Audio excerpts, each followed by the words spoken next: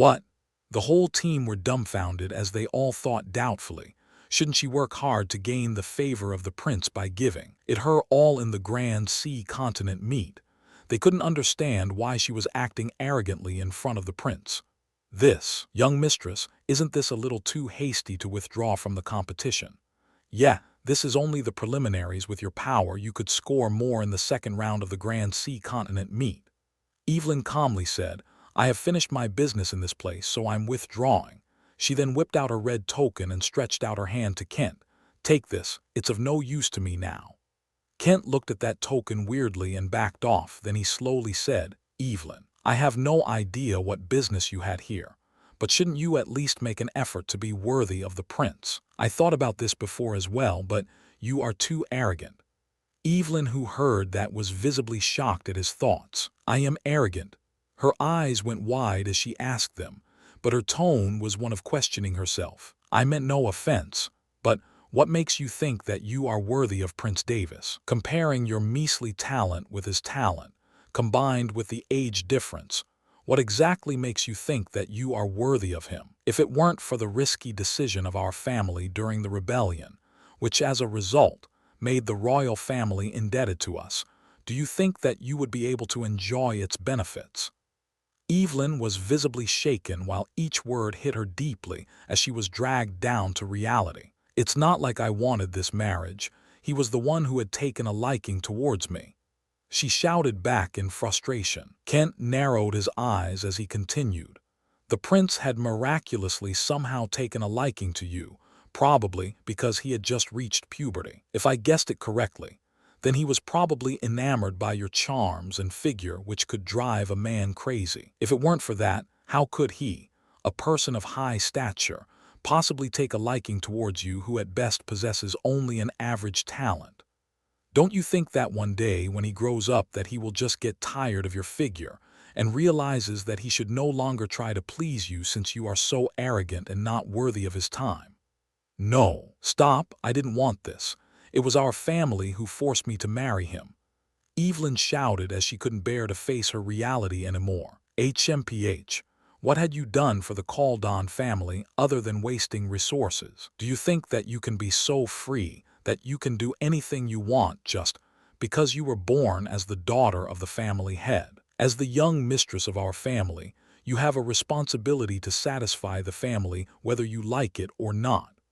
A few moments of silence passed by as the atmosphere turned rather tense. Kent Harrington said, So you don't want him, huh? Fine, look at Zara. She looks like she couldn't wait to steal the prince from you.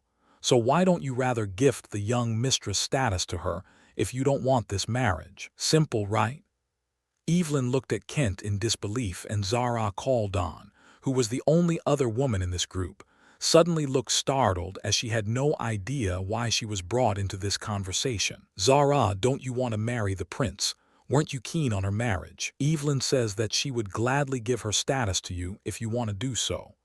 Zara was shocked again as her secret motives, which she hadn't acted on, were revealed in front of everyone. She hurriedly bit the bullet and said, Yes, I would gladly take the young mistress's position and marry the prince if young mistress doesn't want it. There you have it. Zara says that she would like to marry the prince. Your problem is solved, right? I know you just want a peaceful life in the family. Zara, with your position as the future young mistress, isn't this a piece of cake for you? Kent grinned as he feigned his voice to a serious tone. Yes, if our Evelyn wants to live peacefully, then it is within my powers to do it. In fact, I can agree with her future demands as well. Zara spoke seriously while she hid her excitement at the prospect of climbing the hierarchical ladder. As a talented member of a family, she had envied the young mistress position of Evelyn. She felt that Evelyn didn't deserve to be the young mistress, just because she was the daughter of the family head. In the Caldon family, it was difficult for one to keep their positions if they haven't achieved anything. If it weren't for Evan Caldon, Evelyn's father, who had secretly protected her from every problem, then Evelyn would probably be dead or sold to some powerful characters even before she reached 15. As a father, Evan Caldon had wished the best for his daughter in everything, and to him, Marrying her off to the prince seemed like a deal from heaven which couldn't be any better. Silence rained down on the place as everyone looked at Evelyn for her answer. I, Evelyn stuttered as she trembled. Visible anger filled her face violently when suddenly she felt reality drowning upon her. Abruptly, she lost her bearings and went crazy as reality hit her hard. "Shut up. Who do you think you are? I won't hand over my position. Neither will I hand over my fated one. He is mine." Utter silence reigned once again as everyone looked at her lose her mind while Kent, who was the only one who was calm, grinned in satisfaction as he nodded as he thought, provoking always works on someone who thinks that they're high and mighty.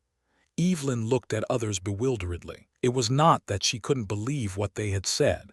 It was because she was dumbfounded at her own words. Various thoughts raced through her head as she realized her own deep wishes. Time passed as it was almost the end of the preliminaries. Davis was in a good mood these 4 days.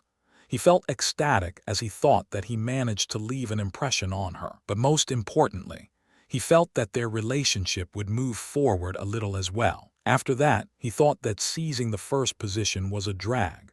So he and Elia stopped hunting for tokens altogether. It didn't take them long to realize that their position stayed stable, as all the weak opponents had been eliminated from the preliminaries so far. So they explored the island and enjoyed the scenery as if they were on a vacation. It was a refresher, as they didn't have to see blood and kill people. And of course, during this time, they encountered a little stronger opponents than the usual teams, but they still didn't opt to fight them but instead chose to steer away. Brave youths of the Grand Sea continent meet.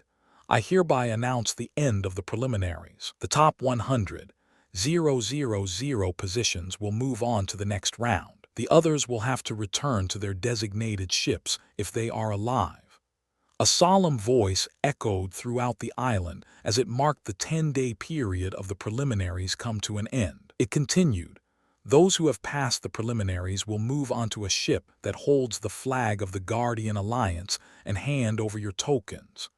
The Guardian Alliance ship flag was yellow in color with a shield of different colors in the center. It sailed from the first island to the 12th island, picking up the contestants who were in the top 100. 000. It was pretty quick as everyone knew their own rankings, and the ship released a signal, indicating its position to the participants, making it easier for them to head over to the ship. They then handed over their tokens to the staff on the ship as they went to their designated rooms. The ship was big as the first ship they came in, so there was plenty of space to accommodate the remaining top 100. 000 participants. They were all satisfied as this was a luxurious ship with plenty of delicacies and services. The youths who were in the ship started to imagine their glorious future as the ship sailed to a new island. I wonder what the second round entails. Hey, look at that, she's hot, go talk to her. No way, man, she's way out of my league. Various conversations ran through the ship as everyone started to either give up and enjoy the ride or get nervous and stayed in their room, preparing to compete for the top 1,000 positions. Only a few who had faith in their abilities were carefree, as they knew that they would advance into the top 1,000 positions. Suddenly, a voice echoed in the ship solemnly. Victors of the preliminaries, I will now explain the second round of the Grand Sea continent meet. The second round is to hunt magical beasts. What? Magical beasts. I knew it. Whatever, it is better than killing people. Everyone had different reactions when they heard that they have to hunt magical beasts, but most people felt happy as they didn't have to needlessly kill anymore due to survival. Somewhere in the ship, in a certain room. Isn't that good? Davis asked. Yes, but a beast. I've never fought them before. Elia replied meekly, totally different from the way she used to behave during a battle. Don't worry, I haven't fought them before as well. We'll stick together as we try to kill them one by one. That solemn voice, which waited for the youngsters to digest its words, echoed again, as if mocking Davis's words. I will explain what exactly the second round involves. Each of you will hunt for the magical beasts individually. So if any one of you is found hunting a magical beast with another participant, You will be immediately disqualified without any delay. Robbing is also forbidden, as this round only depends on your ability to hunt magical beasts. A clamor broke out in the ship, as everyone who tried to get lucky through their teamwork felt dejected. But no one can change the rules, so they continued listening. After you arrive on the island, each of you will be given a spatial bag, in which you will store the cores of the magical beasts you personally hunt. The cores of the magical beasts also contain fixed points. A low-level mortal beast stage core will give you 5 points. A mid-level mortal beast stage core will give you 10 points. A high-level mortal beast stage core will give you 20 points. A peak-level mortal beast stage core will give you 50 points. A low-level earth beast stage core will give you 100 points. A mid-level Earth Beast stage core will give you 200 points. A high-level Earth Beast stage core will give you 300 points. A peak-level Earth Beast stage core will give you 500 points. A low-level Sky Beast stage core will give you 1,500 points. A mid-level Sky Beast stage core will give you 3,000 points. A high-level Sky Beast stage core will give you 5,000 points. A peak-level Sky Beast stage core will give you 10,000 points. A low that island doesn't have a 4th stage beast, so you can relax. Everybody had black lines on their face as they heard the voice continued speaking even more after a peak-level Sky Beast stage magical beast. But after they heard the voice comforting them, they couldn't help but laugh and relax. That voice made their nervousness go away in an instant. Davis thought, as he sensed the atmosphere in the ship visibly relax. A Sky Beast stage magical beast can possibly kill them even when they work together as a team. So what is the possible result when they confront one individually? It is almost certain death. This made them nervous and sent them panicking before the voice made them relax again. Magical beasts are inherently stronger than humans. Unless one trains in at least 2 of the cultivation systems, one cannot hope to fight equally with them, unless their battle prowess is higher than the norm. Young geniuses, as the top 100,000 cultivators, you are the future of our continent. If you sense that your life is in danger, please do back out and go to the east end of the island. There are already more than 5 million deaths in the preliminaries. Each of them was promising in their own right, but ultimately it still led them to die in the process of gaining glory. Everyone was shocked to see the death toll but quickly returned to normal as this was expected. This also happened in every other previous Grand Sea continent meet, so nobody cared. But they cast looks of gratitude towards the voice as it told them to retreat when danger closes on them. However, Davis sneered, what, please do back out. You guys only want to recruit them and get them under your control, strengthening your respective empires in the process. The voice then continued, however, if you are caught cheating instead of you youngsters getting yourselves killed by the magical beasts, you will be executed by us. The top 100,000 participants who had thoughts of cheating immediately wiped away such thoughts. Also, the spatial bag contains your token, and it works in tandem with a formation, so the number of points you obtain will be updated in the scoreboard, which is on the deck of the ship. In fact, you youngsters should also try to work hard, because another scoreboard is also in the main arena, so your ranking will be displayed in front of the great emperors. The youths clenched their fists in agitation, dreaming to arrive at the top position, so they can distinguish themselves from the others. They were all thinking that once they reach the top 10, they can enjoy all forms of luxury for the rest of their life. The ship then continued to sail to the island where the second round will take place. Time passed by as the 12th day arrived. In the distance, a huge volcano could be seen on an island. Davis and Elia, who were on the deck, looked at it in awe. But what they were admiring was not the volcano, but the island, which was divided into 2 by a river. The whole island was elevated, while one end had a volcano, while the other end looked like a glacial mountain. An ice volcano, Davis muttered as he looked at it in awe. He never saw an ice volcano before. This was a new sight to him. Young geniuses, we have arrived at the designated island. Now is the time to prove yourselves in front of everyone and make it to the finals. Move on to the island. The second round will last for a total of 5 days. Collect as many cores as you can. I hereby declare the start of the second round of the Grand Sea Continent meet. Just when everyone was going to jump out of the ship, that voice kindly echoed again. Don't forget to collect your spatial bag from the exit of the ship. The contestants had black lines on their faces as they forgot about it or either thought that it will be handed over once they reached the island. Suddenly, a youth ran in front of the exit and inserted his hand into a big chest. He took his hand out, collecting a spatial bag in the process. He then made his way out as he went to the island. Looking at that, all the youths understood one by one as they made their way to take their spatial bags that were in the chests. They all understood that it was a formation, but couldn't figure out which type of formation it was. An identification type formation. Davis thought while he looked at it. He had more knowledge than these people concerning formations. He had read about it in the library after all. He had almost spent 2 years there, only reading books. Why do they take a random spatial bag from the chest? Didn't that voice say that our tokens are also in a spatial bag? Elia asked in confusion. Although she was in the royal castle, she wasn't allowed entry to the library after all. Davis explained as he shifted his look to her. What the formation does is identify your energy imprint. Everyone has their own unique aura, energy, and soul. So what the formation does is match your energy with the token and bring it out. So what I take out is mine. Yes, you can say that. Even though Davis wasn't totally sure, but he assumed that this was the case. Elia nodded as she understood, but she also lamented at her ignorance. She secretly vowed that once she had reached enough strength, she will achieve something and get permission from the emperor himself to gain entry into the library. Just when he was watching the exit of the ship, he saw Evelyn and her team approaching the exit. Why is she still participating? Didn't she only come here to battle with me? Davis thought as he looked at her in confusion. Maybe I was secondary, and she came to achieve a position for herself in this competition.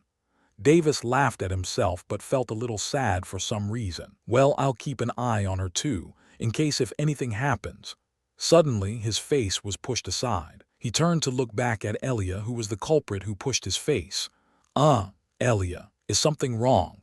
He asked in incredulity as this had never happened before. Rather than being angry at her, he felt happy that she pushed his face aside because she never had the courage to touch him herself, not even once. Elia just pouted without saying anything as she moved towards the chest at the exit of the ship.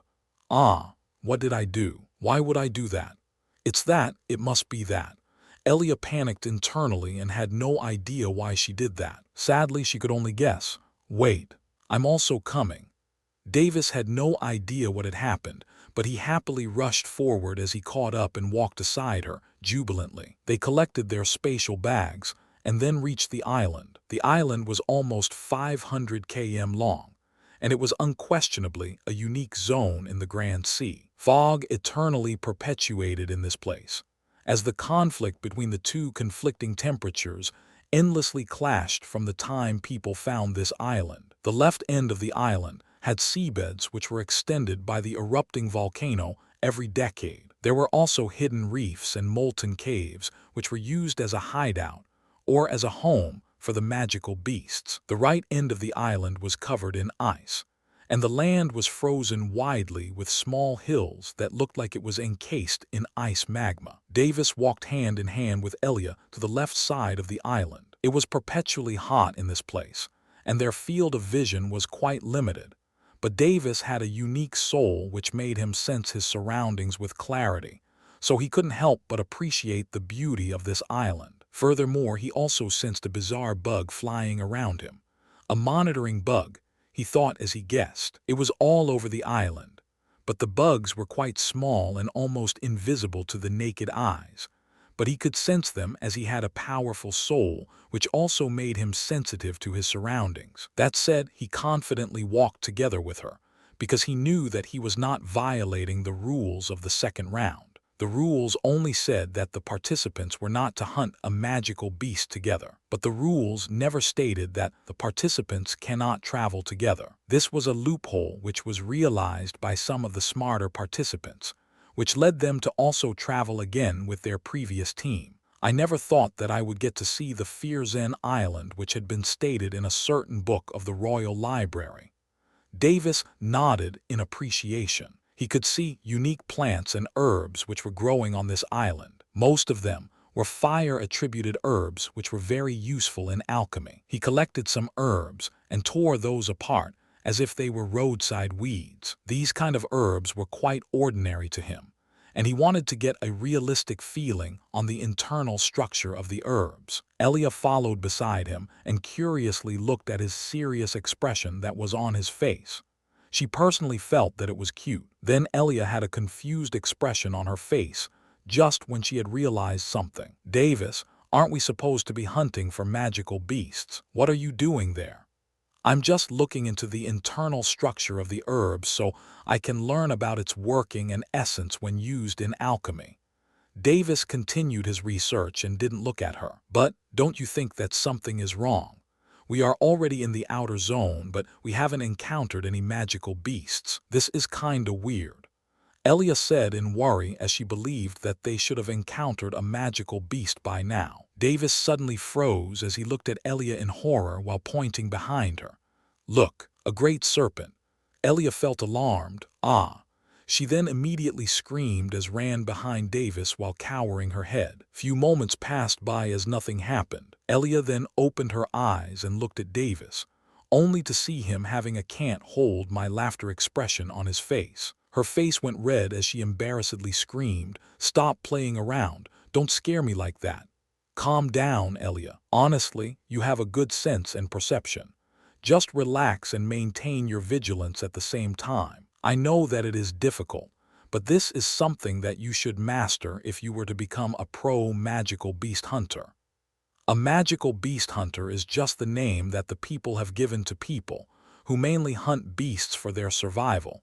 It isn't an official occupation or anything. Elia then discerned that she was stressed out the whole time, even though she acted calmly on the outside. This was a new experience for her, and as a maid, she had seen the scary carcasses of magical beasts which had made her not want to see them alive, walking around. Davis had his senses and perception heightened thanks to his soul cultivation, so he could maintain his vigilance without being stressed out. "What you said has a point, but the concept you forgot was that we came to this island openly. We, the 100,000 people who are currently hostiles to the natives of this island. Do you think that those magical beasts will just get slaughtered by us? Even though they can't think or speak like us, they do have sharp instincts. So the magical beasts you were talking about must have run to the inner zone of this side."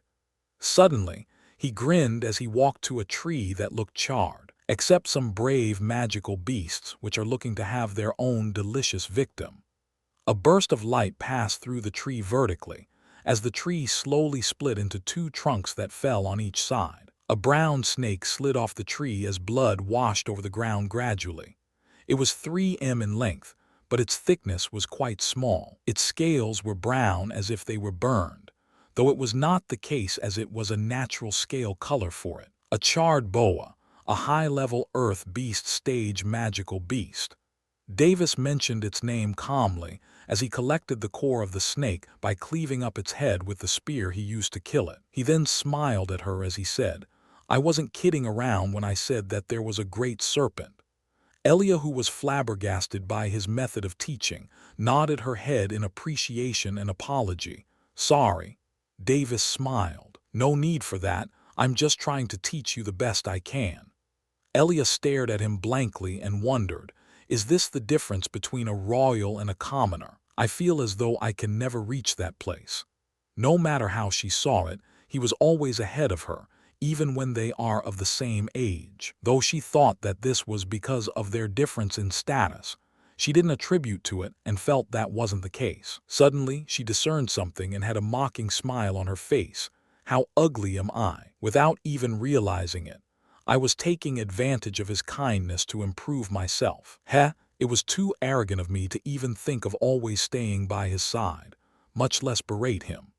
When Elia had realized that she had started treating Davis like a friend, she started feeling happy, and almost at the same time, she felt fear as well. She felt happy that she was able to live a good life, but felt fear because she was afraid of being abandoned. Adding to the thought that she had about Davis, this was almost like heaven for her. But one wrong move, and she felt that she could end up in hell. To her, even though she also treated Davis like a friend, it just didn't feel natural. With the binding of a slave servant on her fate, she always had a subconscious limiter in her memory that kept her reminding about her status and position, which made it truly difficult to make friends with Davis. "You are so kind," Elia muttered as tears involuntarily dripped down her face.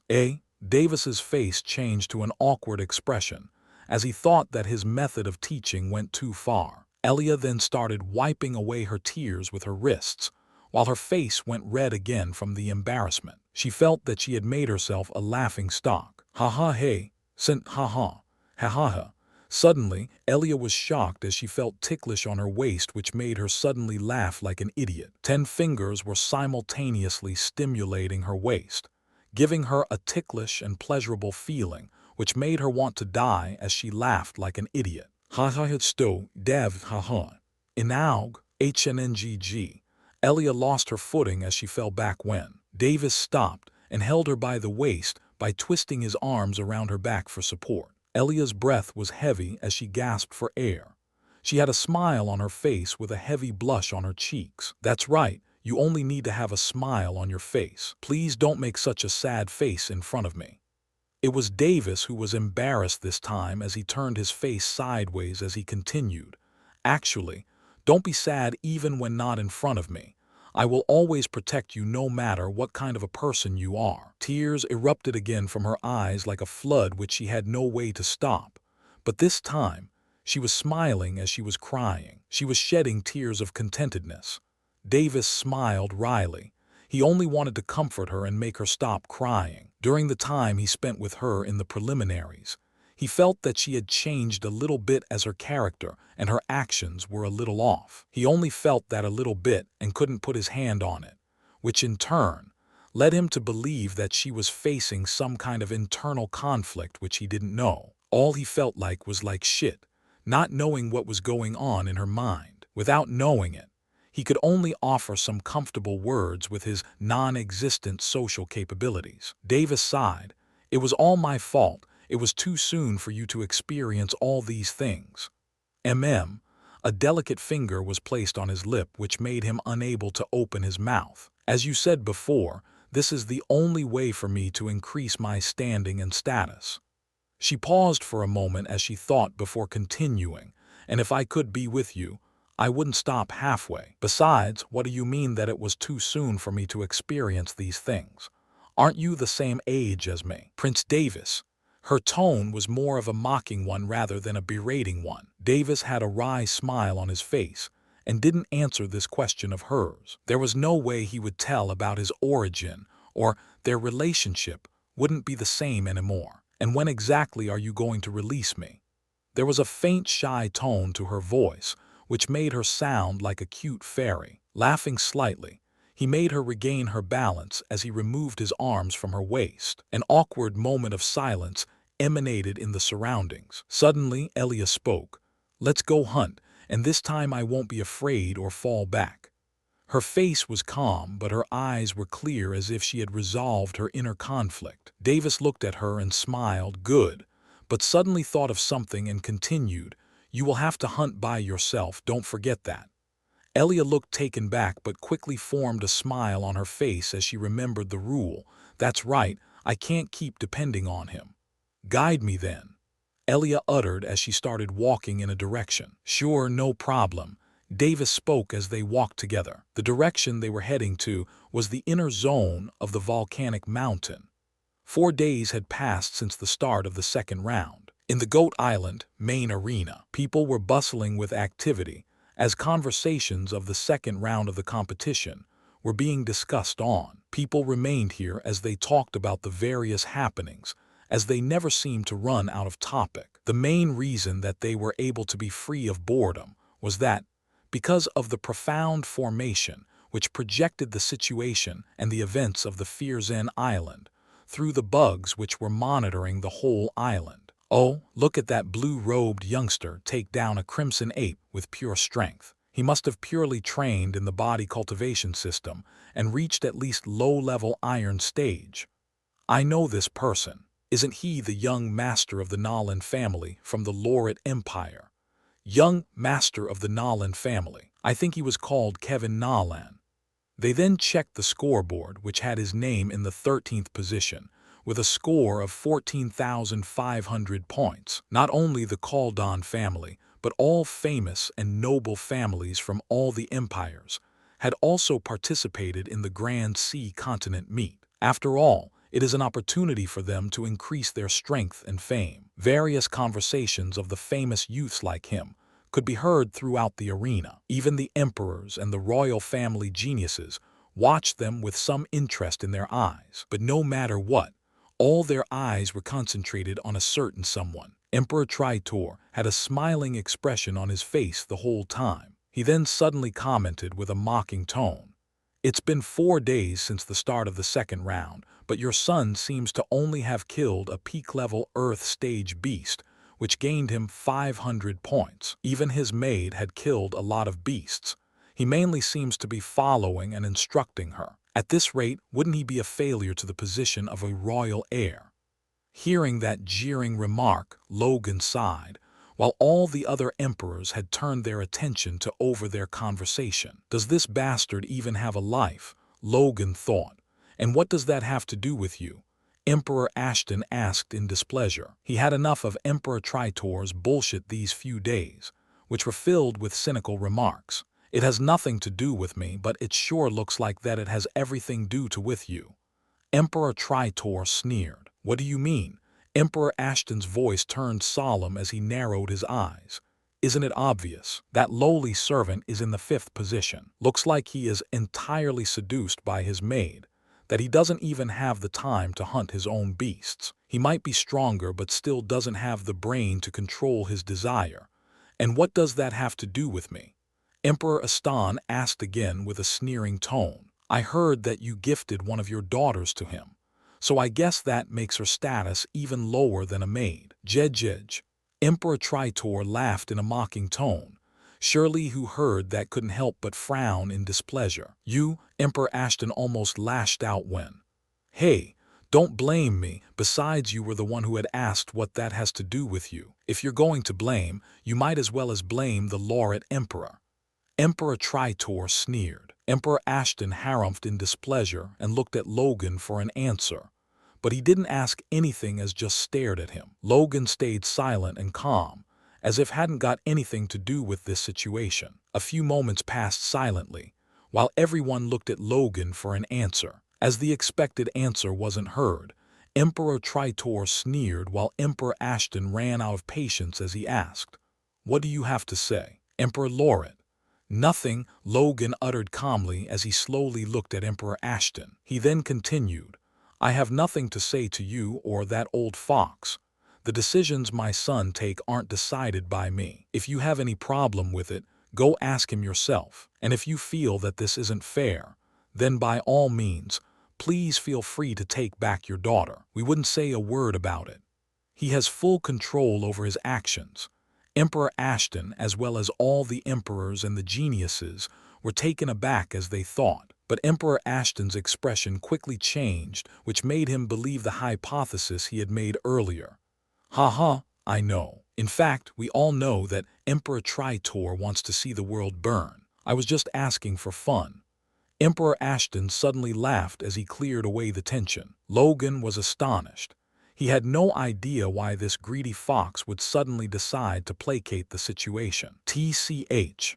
Emperor Tritor clicked his tongue as they got out of the flow he created, but he still wouldn't back down just because of a failure. He looked below and said, "Princess Shirley Ashton, I feel very sorry for you. Even if you married Davis as his first wife, your real status will always that of a concubine if this keeps on.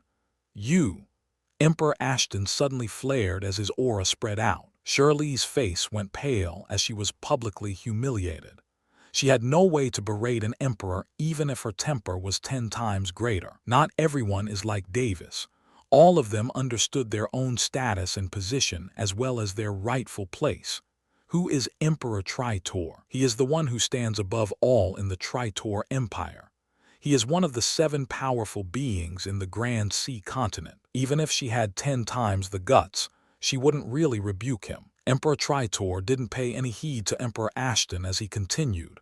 "All right, leave the maid. I heard that Prince Davis has another fiancé who belongs to the Koldon family. Jeej, even if the maid isn't there in the picture, you still are fated to be a concubine."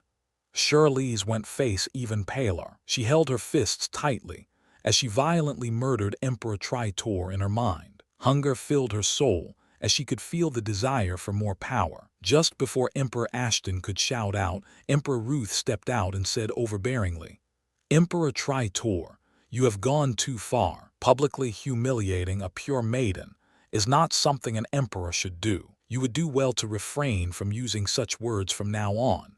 Emperor Tritor narrowed his eyes, seeing that there were 3 emperors ready to fight out with him. He looked at Emperor Raven only to see him eating delicacies while having a beaming face as if enjoying the show. He then snorted and stayed silent as the odds were against him. He wasn't that stupid as he knew when to back out. After a few moments of silence, the tension subsided.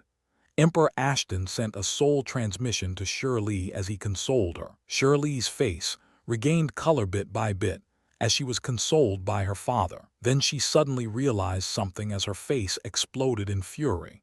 "It's all because of that brat and his maid. If it weren't for the 2 of them, I wouldn't have been humiliated to this degree."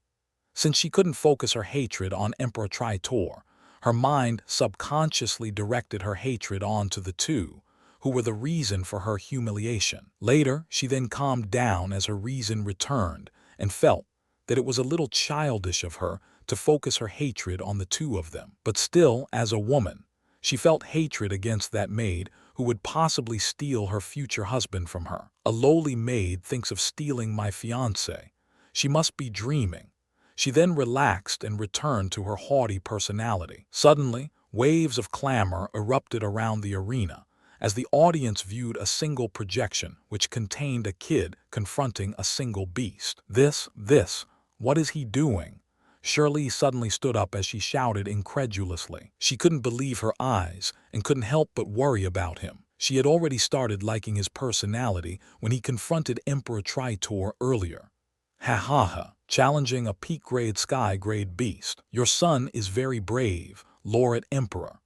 Emperor Claymore laughed in satisfaction as he looked at the projection. Some laughed while some nodded their heads, though everyone thought that it was a last-minute attempt by Davis to gain some points to increase his ranking to the top 1,000. Standing 9 meters tall, a crimson ape that had reached peak-level sky beast stage looked condescendingly at a little child who dared to confront it. Its muscle veins looked spread with a red glow, its eyes deep red as though it was ferocious.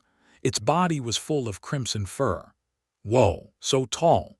Davis looked at it all as though he was enjoying a scenery. He never saw beasts like this, so it was truly an eye-opener for him.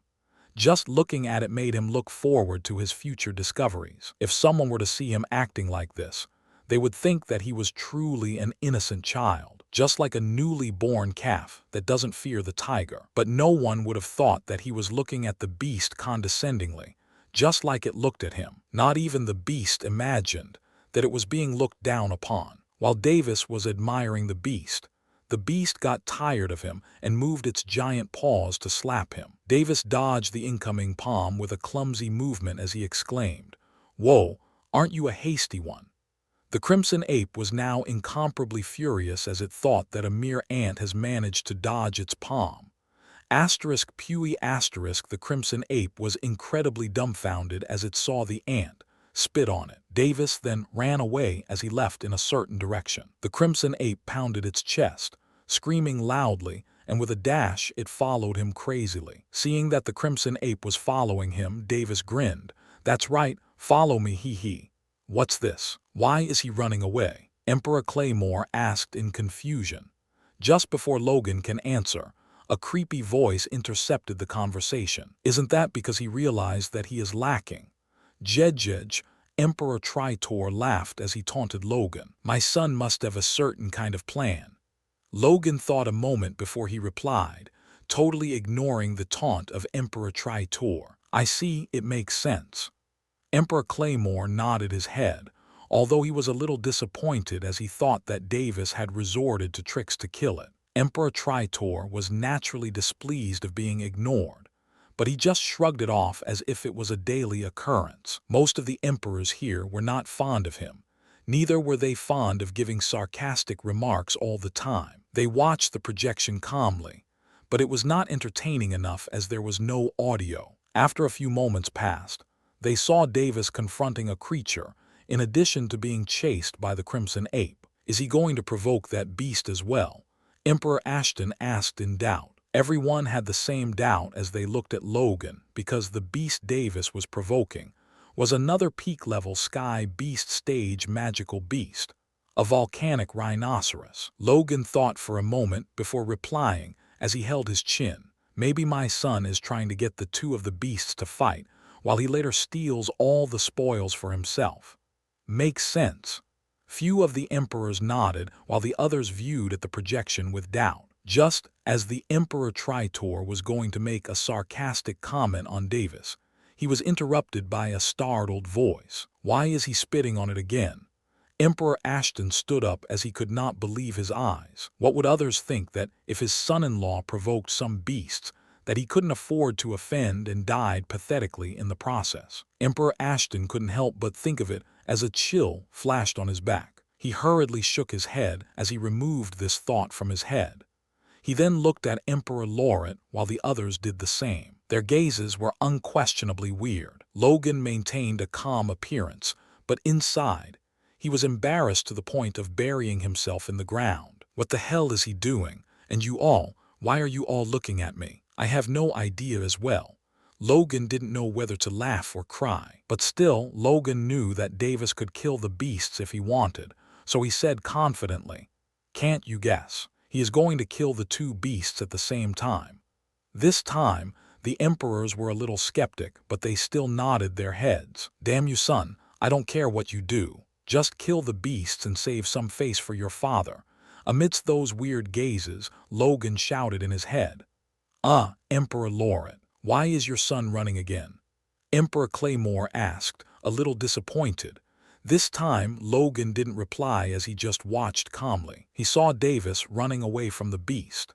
He had no idea what his son wanted to do, so he kept staring at the projection intently. Soon, everyone saw Davis provoking a third peak-level Sky Beast stage magical beast, with the same despicable method, spitting on the face of the magical beast. Everyone's face involuntarily turned to Emperor Lauret, who was watching the projection intently. Logan, who was watching the projection, coughed and leaned back on his seat.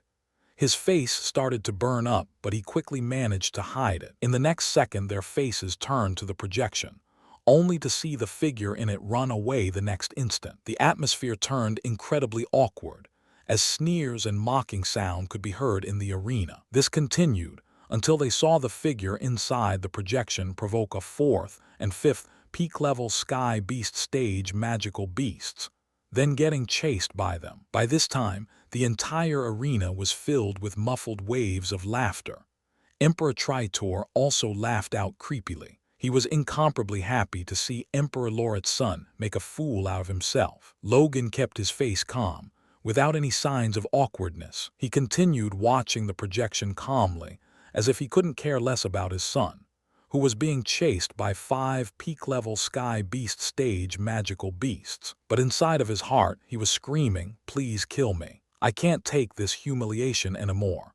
When had he received this much embarrassment? He hoped that this event would not continue to plague him one day. Innumerable heads turned to the projection as they watched Davis get surrounded by 5 magical beasts, which were all of peak-level Sky Beast stage. This, Emperor Claymore uttered as he looked at the sight. He then turned his head to check Emperor Lauret's reaction, but was confused as he saw him appear calm. He couldn't see through his expression, so he continued watching the projection. The other emperors also had the same reaction as Emperor Claymore. Davis looked at the 5 mighty magical beasts, which chased him to an open space. The field was marshy, surrounded by a dried-up river with little water left over the field. He stopped and let the 5 magical beasts surround him. The 5 magical beasts didn't attack him, but suddenly started shouting at each other, as if they were declaring that the ant they chased was their prey. Davis laughed, suddenly witnessing the comical sight. He had no idea that it would turn into this kind of situation. He just thought that they would crazily attack him because of his shameless actions, but was surprised to see those beasts acting rationally. Stop fighting by yourselves. Don't say I didn't warn you. Scram while you can. Davis's face turned incomparably solemn as he exclaimed. The magical beasts suddenly looked at the ant, then looked at each other, as if confirming that if the ant was the one who spoke just no. They knew it had spoken something but couldn't understand any of it. Ah, you beasts couldn't understand any of it. So does that makes me an unreasonable killer? Whatever, I don't need any justifications for killing a person or a beast. All I need is justifications for my heart to remain untainted.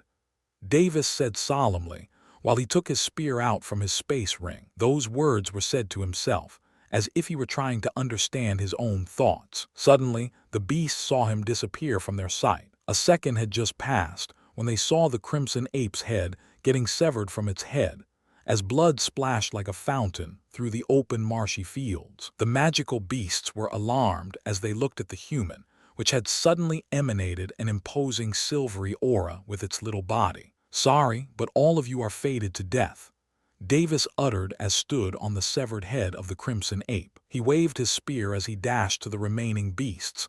Lightning storm, a few minutes ago. Jedjedj, finally. Your idiot son got surrounded by 5 peak-level sky beast stage. No reaction, huh? Aren't you heartless? Emperor Lauret. Logan just yawned as he finally noticed that Davis was going to make his move. He didn't say anything, and just smiled mockingly at Emperor Tritor. HMPH, we'll see how you laugh when your son dies miserably. Emperor Tritor harumphed. A few emperors glared at him for making an inauspicious remark, as if they were warning him to close his mouth already. Emperor Tritor naturally wasn't a fool. He was just blinded by the reception that these people were giving him. They all ignored what he said, which made him irritated to the point of not holding back some words that shouldn't be said. Emperor Tritor always had his way in his empire. Who dared to not bootlick him? He would do as he wished, and if someone had complaints, they could only stay silent or be executed later for false charges. This is how he lived as an emperor, and here it was just the opposite. No one was even paying any heed to him, which made him annoyed enough to not care about his remarks anymore. They then turned their heads back to see the projection, only to notice the head of the crimson ape getting severed in an instant. Silence reigned in the main arena as they watched him stand on top of the severed head. They then saw him activating lightning storm technique, which didn't harm the beasts but paralyzed them a little. By the time those beasts had the strength to move, 2 heads were severed again in an incomparably gruesome manner. As they watched the projection in disbelief, the remaining 2 heads of the beasts were severed in the next 10 seconds, as if it were an incomparably easy feat for the spear user. The geniuses had their jaw drop, while the emperors and other heads looked at the projection in great disbelief. A few moments of silence passed as Shirley muttered in an unconvincing manner as she shook her head. Silver stage, and only 10 years old. The other emperors also had the same thought as they looked at Davis. Emperor Tritor narrowed his eyes as fear started crawling upon him, as he felt a chill in his back. I must kill this kid before he grows up. His eyes grew cold as he watched Davis collect the cores of the magical beasts. But even though this was unbelievable, facts were facts. Emperor Ruth stood up and clasped his hands. Congratulations to the Lauret Emperor for giving birth to a prodigy. It looks like we will see the birth of another figure such as my daughter. A dashing figure indeed. Emperor Claymore also commented as he nodded in approval. No wonder he dared to bicker with Emperor Tritor. He isn't far from reaching our level. Emperor Ross also nodded, but suddenly felt a little disoriented as he didn't compete with Emperor Ashton before to betroth one of his daughters to Davis. Ha ha ha ha ha, good, good, good. Emperor Ashton laughed jubilantly as he was incomparably happy. Emperor Tritor, the reason why he had tagged along and guided his maid was because of this. He had confidence in his abilities to even battle a fourth-stage beast. Logan said majestically as he mockingly gazed at Emperor Tritor. Emperor Tritor had an unsightly expression on his face. Suddenly, lean Tritor, who was seated below them, pointed at the scoreboard, his finger trembling in anger. Royal Father, look, Emperor Tritor. And the others who heard that looked at the scoreboard as they lifted their heads up. Emperor Tritor stood up in incomparable anger as his face turned ugly. Position, first, name. Your granddaddy is here, Tritor. Points. 50,500. Boisterous laughter erupted in the main arena as everyone lost their bearings. Ha-ha-ha. Emperor Ashton loudly laughed as he bent down, hugging his stomach. Logan also couldn't take it as he laughed in satisfaction while he thought, all that humiliation I experienced earlier was worth it. Good, good. The other emperors also couldn't hold their laughter as they looked at Tritor and laughed. The geniuses looked like they were suffering from constipation, as their face looked flushed. They tried to hold their laughter through various means. Some tried to hide their faces, while some buried their faces as they held their stomach. Emperor Tritor's face went pale from anger. When had he ever faced a humiliation like this? His arms were trembling as he gritted his fingers tightly, while blood was dripping out of his palms, dirtying the ground. What is meaning of this? Logan Lauret. His tone was incomparably cold as it induced a bone-chilling effect on whoever heard it. Heh, weren't you the one who sent him to the preliminaries, doubting about his abilities?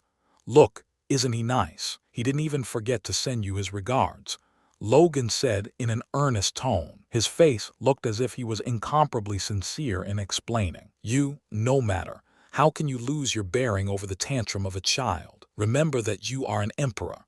Emperor Raven reminded him. Emperor Tritor gritted his teeth as he looked at the projection in hatred, only to rage again. You are courting death. The projection showed the ground around Davis were filled with letters of blood. I hope you had liked my present, grandson. Not only that, but Davis could be seen waving at them in a carefree manner. Another round of continuous laughter erupted in the arena, as the geniuses really couldn't stop themselves from laughing anymore. Suddenly, Emperor Tritor regained his bearings and calmly sat on his seat. He then lazily uttered, reasoning with you people is useless, no haste. I'll wait for your cute son to come here. As he thought about the humiliation he received, his eyes flashed with killing intent. The reason why he was able to calm down was that he had already started concocting a plan for killing Davis, a plan that was well-deserved and humiliating for Davis. Logan, Emperor Ashton and Emperor Ruth narrowed their eyes. The other emperors could also see the killing intent in Emperor Tritor's eyes, but they remained silent as it wasn't related to them. Emperor Lauret, if he makes a move on your son, know that this emperor will aid you in helping your son escape. Emperor Ruth sent a soul transmission to Logan. Yes, this is serious. It would be fine if he did this in our home, but disrespecting an emperor is the same as disrespecting us as well, so it will be quite difficult for us to protect him.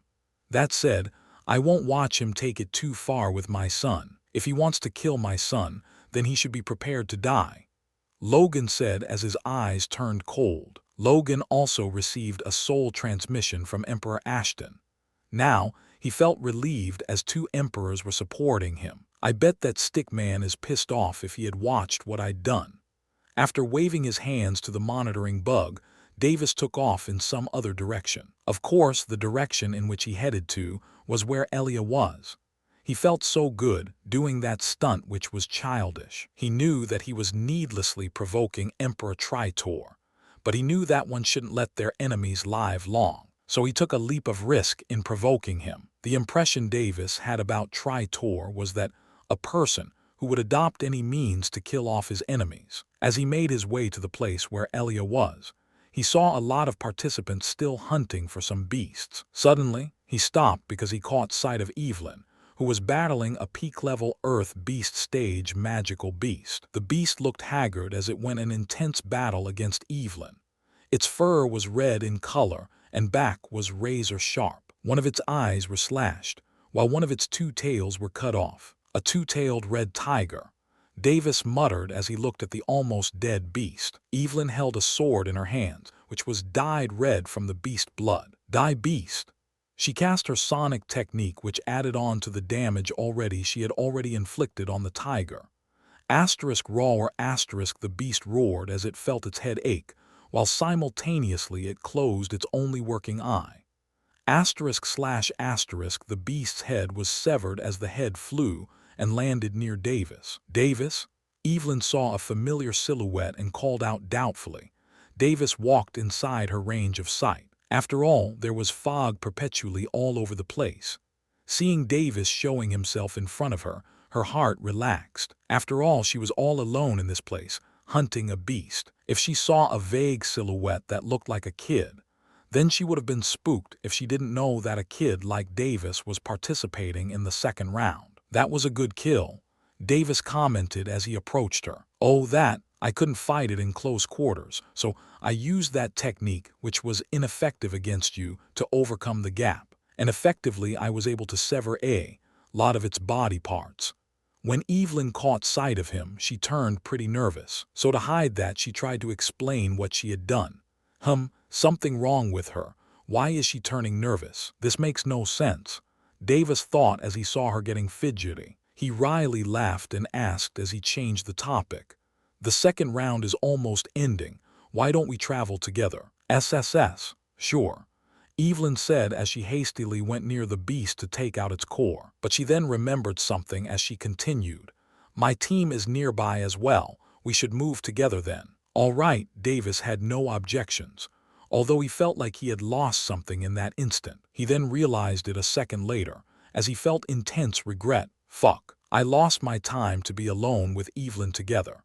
A few km away from Evelyn and Davis, near a natural hot spring, a little tent could be seen. Inside that tent was the Caldon family youths. Damn, this roasted meat of the Crimson Ape sure is delicious, one of the youths exclaimed. Too bad we didn't bring any seasoning, another youth sadly muttered. For some reason, the atmosphere was quite awkward because of a certain someone. Haha, come on Zara, cheer up, competing over a prince is quite normal. No one is going to look down on you. To each their own. After all, you have to depend on yourself to carve a path for your future.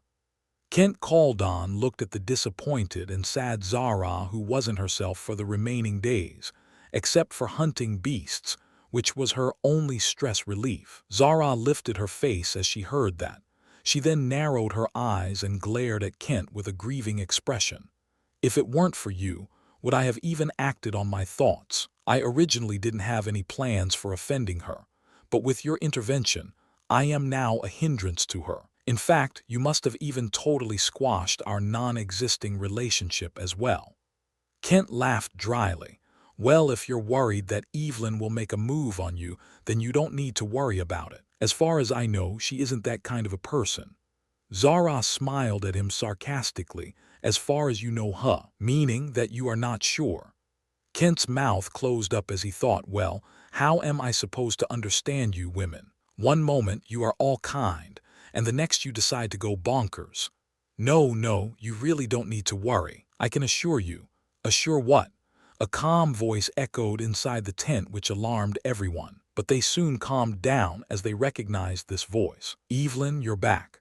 Kent Caldon stood up and exited the tent as the others followed suit. I hunted down a peak-level Earth Beast stage magical beast. My rank is now 32nd. Kent and the others were astonished. Not at her rank, but the little kid beside her. Prince Davis, what a coincidence for us to meet again. You must be really fated to be with Evelyn. Kent, as shrewd as he was, didn't forget to heat things up between them. Davis's face, which was calm, lit up with a smile while Evelyn blushed as she thought about her involuntary confession during the preliminaries. Even though he could guess what kind of person Kent was, he couldn't help but smile when he heard that. Asterisk cough asterisk. That conversation should be spoken only after I reach adulthood. This is too soon. Davis coughed and casually replied. He gave an image as if he was reserved. Of course, Your Highness, Kent replied with a polite tone. Right, get ready. We're leaving the island, Evelyn said as she walked into the tent. All right, wait for me here. I'll go get Elia, Davis said as he dashed off in a direction. The youths then entered the tent. As they got to ask the details of their encounter, Evelyn also explained it to them, as there wasn't anything to hide. Besides that encounter, that whole short journey was silent as they didn't converse during that time. Well, that's that. What are you guys staying here for? Go prepare yourselves, Evelyn said as she looked at Zara. Everyone noticed it and went out of the tent promptly. A moment of silence passed by as Zara started sweating a little. She had her head down and didn't dare to look at Evelyn. Look at me, Zara, Evelyn calmly said. Zara lifted up her head and looked at her with a puzzled expression on her face. She was puzzled because she didn't detect any anger coming from that voice. Evelyn sighed as she asked, Do you love him? Zara was startled but shook her head no. Then why are you after him? Evelyn asked. Because I can increase my standing and strength with the prince by my side. Zara thought for a moment before answering truthfully. Though she was quiet, she was quite short-tempered as well. Even though she eyed Evelyn's position, it still didn't make her a wicked person. With that kind of thought, you should stop pursuing him. Even though he is a child, I can say that he is as sharp as a hawk. Even if what you are saying is true, didn't he still fall for your figure? What makes you think that I won't have a chance with him?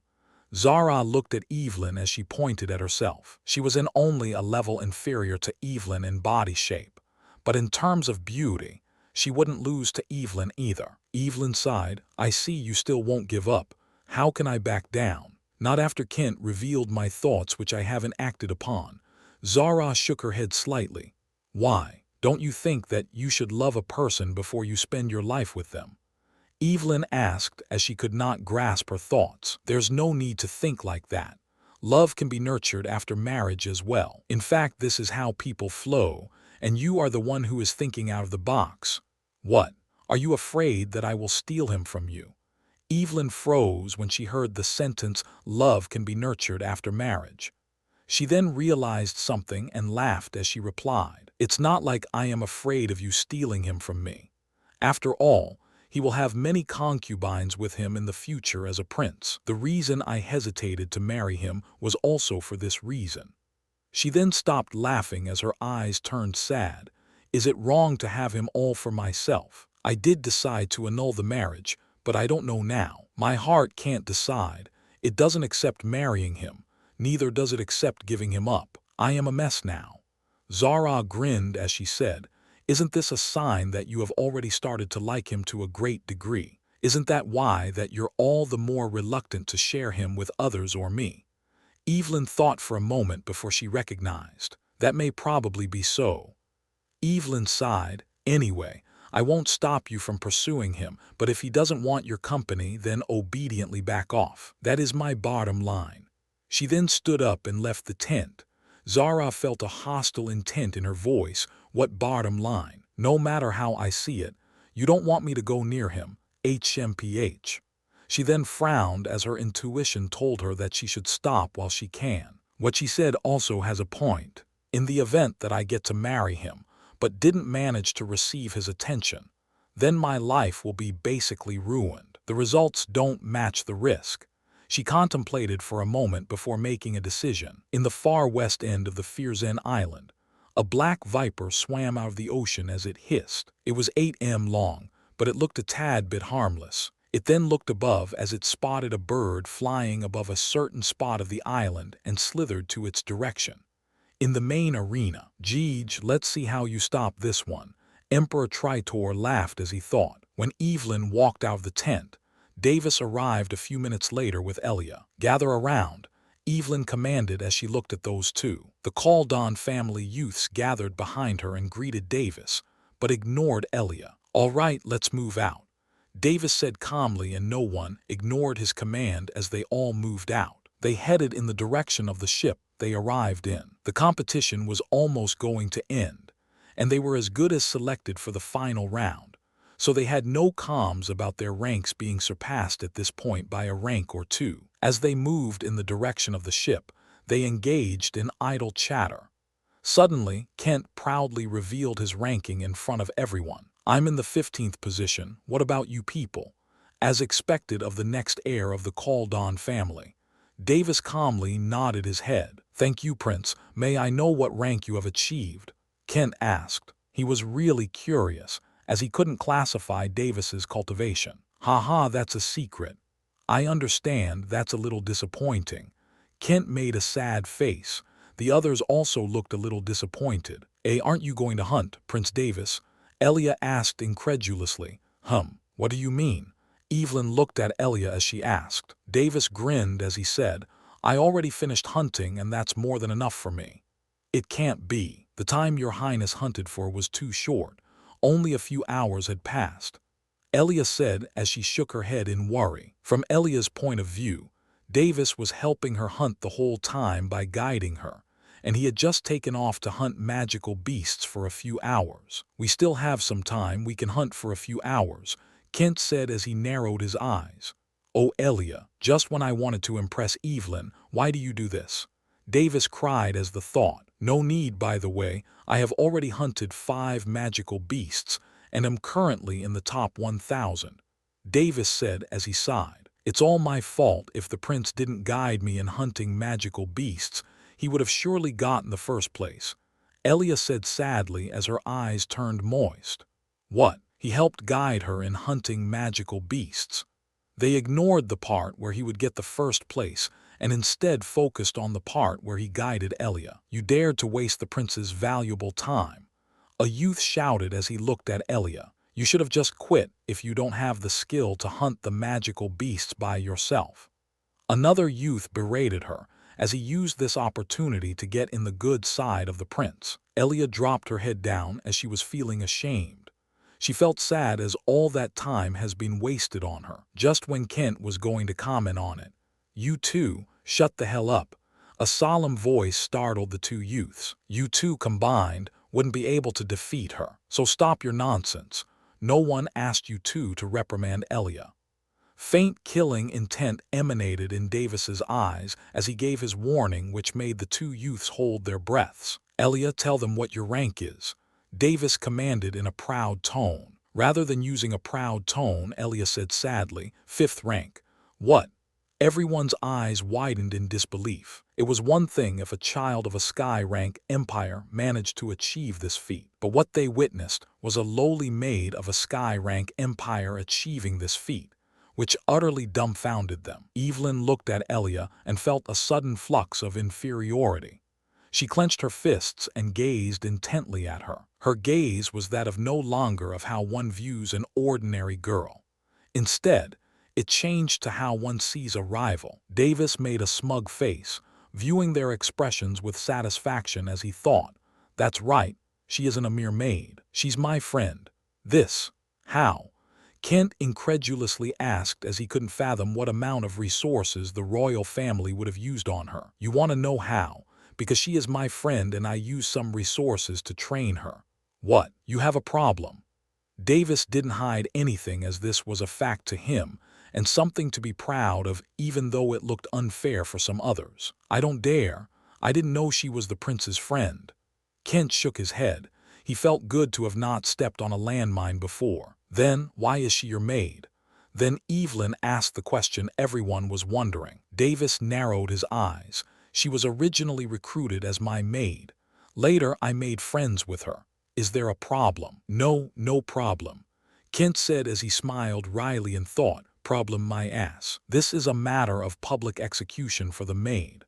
Observing Kent's wry face, Davis understood what he was thinking and said, "If you're worried if she will face punishment, then you don't need to worry about that. If someone wants to punish her, then they have to go through me. Besides, if you're talking about cultivation talent, then it even compares to my father. So the matter of her receiving the resources is perfectly justified." The others couldn't help but nod, because her talent was unquestionably astonishing. Everyone's attitude towards Elia changed, but they still had a superiority complex which restrained them from communicating with her. They were halfway to the ship, which was docked in the south end of the island, when suddenly a black light flashed from the distance as it shot towards Elia in a blinding speed. "Watch out!" Evelyn shouted in horror when she by happenstance noticed the flashing dark light. When Elia noticed it, she was already near the range of the dark light. Her reaction to the incoming danger was rather calm instead of panic. Just when the dark black light was going to pierce through her, her hand was caught by Davis as he jumped out of the way with her. The dark light flew past them and landed in a direction where there were many bushes and weeds. "What is that?" Kent and the others went on alert. None of them could sense the blinding light. If it weren't for Evelyn's timely warning, they thought that they could have lost their lives. The bushes were shaking, as if something were slithering through it. Davis had already seen what the dark light looked like, even though the others were only able to get a glimpse of the black light. A mid-level spirit beast stage magical beast. "No way, a magical beast such as this shouldn't be here," Davis shouted in his head. "Retreat!" Davis gave a command instantly as he narrowed his eyes. When he used his soul sense to investigate the source of danger, he identified it as the inverted harmless viper, an existence that was observed to have two personalities, a tame and a violent personality. It was obedient to its master and violent to its enemies. Due to this exact nature, it was popular among the nobles of a certain empire. No matter how he thought, he couldn't find a reason for a magical beast such as this to exist on this island. If that is the case, then it must have belonged to that traitor bastard. I didn't expect retaliation to come too soon. Davis smiled as he thought. However, his smile was one of which reeked of coldness. Elia and the others, who were frozen silly, hurriedly withdrew as they felt the pressure from the magical beast attacking them. The inverted harmless viper hissed and threw itself against a certain person. "Elia, move out of the way!" Davis shouted in anger. He couldn't catch up to her, as the viper was faster than him. Elia, who heard that, didn't look behind her as she frantically dodged, horizontally dashing from her position. "Ah!" Elia shouted in pain. The inverted harmless viper bit a piece of flesh from Elia's calf as it whistled past her. Davis took out his spear as his eyes shot wide while his heart went cold. Berserk change. Davis's silvery aura abruptly erupted to a pure blinding form, while the pureness of his aura increased vastly to a tremendous volume. His spear glowed with a dazzling silvery aura as he imbued it with the tyrant aura amplification. "Die, you vile viper!" Davis intercepted it while his speed increased from using the Berserk Change technique. The Berserk Change technique was the ability of the fourth layer technique of the Tyrant Body Secrets. It purely changes the aura of the body to a berserk state, which increases the pureness and volume of the aura, resulting in an improved combat prowess for a short period of time. ****Pierce***. He brandished his spear multiple times at the inverted harmless viper to his anger, and injured it to a great degree. The viper hissed in pain as it looked at Davis violently. Its diamond-shaped eyes glowed, lustrous and violent at the same time. It opened its mouth and spit venom from the long end of its tongue. Davis dodged the incoming attack while it fell on the bushes and disintegrated them. Davis noticed it. His eyes widened as he started to sweat. Fortunately, the direction he dodged helped him get near the inverted harmless viper. He swiftly pierced his spear into its head. Blood splashed and dripped on the ground as its body froze. Davis deactivated his technique as he started gulping for air. Although Berserk Change technique increases his combat prowess, it also puts some strain on his body as well. Blood dropped pitter-patter on the ground as a frail body held its arm in pain, while also trying to tolerate the pain without making any sound. Davis immediately rushed to Elia and hurriedly fed a peak-level Earth-grade pill, a quick rejuvenation pill. Elia gulped and swallowed the pill in haste while wincing in pain. A few moments passed before the part of flesh that was bitten started healing in moments. Though the rate of recovery was visible, it was very slow. Elia looked a little disoriented as her eyes dropped due to the blood loss, and experiencing a serious injury for the first time. An injury to this degree dampened her ardor, making her feel like a frail girl. Thankfully, it didn't poison you, or else. On a second thought, he realized that he possessed some antidotes as well but quickly denied it. I don't know if these antidotes will work on the poison from a spirit stage beast. Davis used his soul sense to investigate his surroundings during the battle. He noticed that there were no monitoring bugs in the vicinity. He also noticed a strange bird in the sky, hunting down the monitoring bugs far away from him as it flew away. He then became even more sure that it was Emperor Tritor who set them up. Evelyn and the others quickly came back as they noticed the pressure from the beast disappear. They noticed Davis treating Elia with care as he comforted her, but they ignored it and looked at the corpse, with a spear pierced into its head. They then looked at Davis. Their eyes were full of respect and awe. Davis sat beside Elia as he comforted her with encouraging words. He felt immense regret as he wasn't able to protect her, even though she was that close to him in proximity. He felt that it was his fault for not quickly engaging the beast when he noticed that it was a spirit beast stage magical beast. Curse it, if I only knew that its target was Elia in the first place. He felt angry at himself as he clenched his fists. He felt this angry because the reason he was cultivating to become stronger was to protect his loved ones. He only had one aim to fulfill, and he failed in that. He thought that if he couldn't even protect his loved ones, then why should he even cultivate? Thinking about all this induced hatred in his heart. Evelyn looked at Davis and Elia. She suddenly felt irritated for a reason. She narrowed her eyes and continued to monitor them through her observant eyes, silently, in the main arena. Why did that screen disappear suddenly? A person noticed as he asked doubtfully. I don't know, maybe you should ask the hosts about it. Another person who sat next to him replied nonchalantly. Haha, leave it. It's just a projection. That person could care less. Few moments passed before all of them started noticing some projections disappear from the arena. What is happening? Emperor Claymore asked in doubt. This is definitely strange. I think we should send someone to investigate it. Logan replied. The projection where his son was projected also disappeared. It could be just some birds who came to hunt some bugs. Look, only a part of an area is not visible. Emperor Raven laughed. The second round will end soon. Why should we send someone to check things out? Besides, if we send someone and they manage to save some participants, won't that be unfair to the participants who died until now? Emperor Tritor piped in. Everyone looked at him weirdly. They all thought a thoughtful comment from him. This is getting even weirder. Logan narrowed his eyes. He knew that Emperor Tritor was up to something, but he just couldn't put his hand on it. The other emperors all accepted his opinion, since the second round was going to end soon. Emperor Tritor clenched his fists silently, satisfied.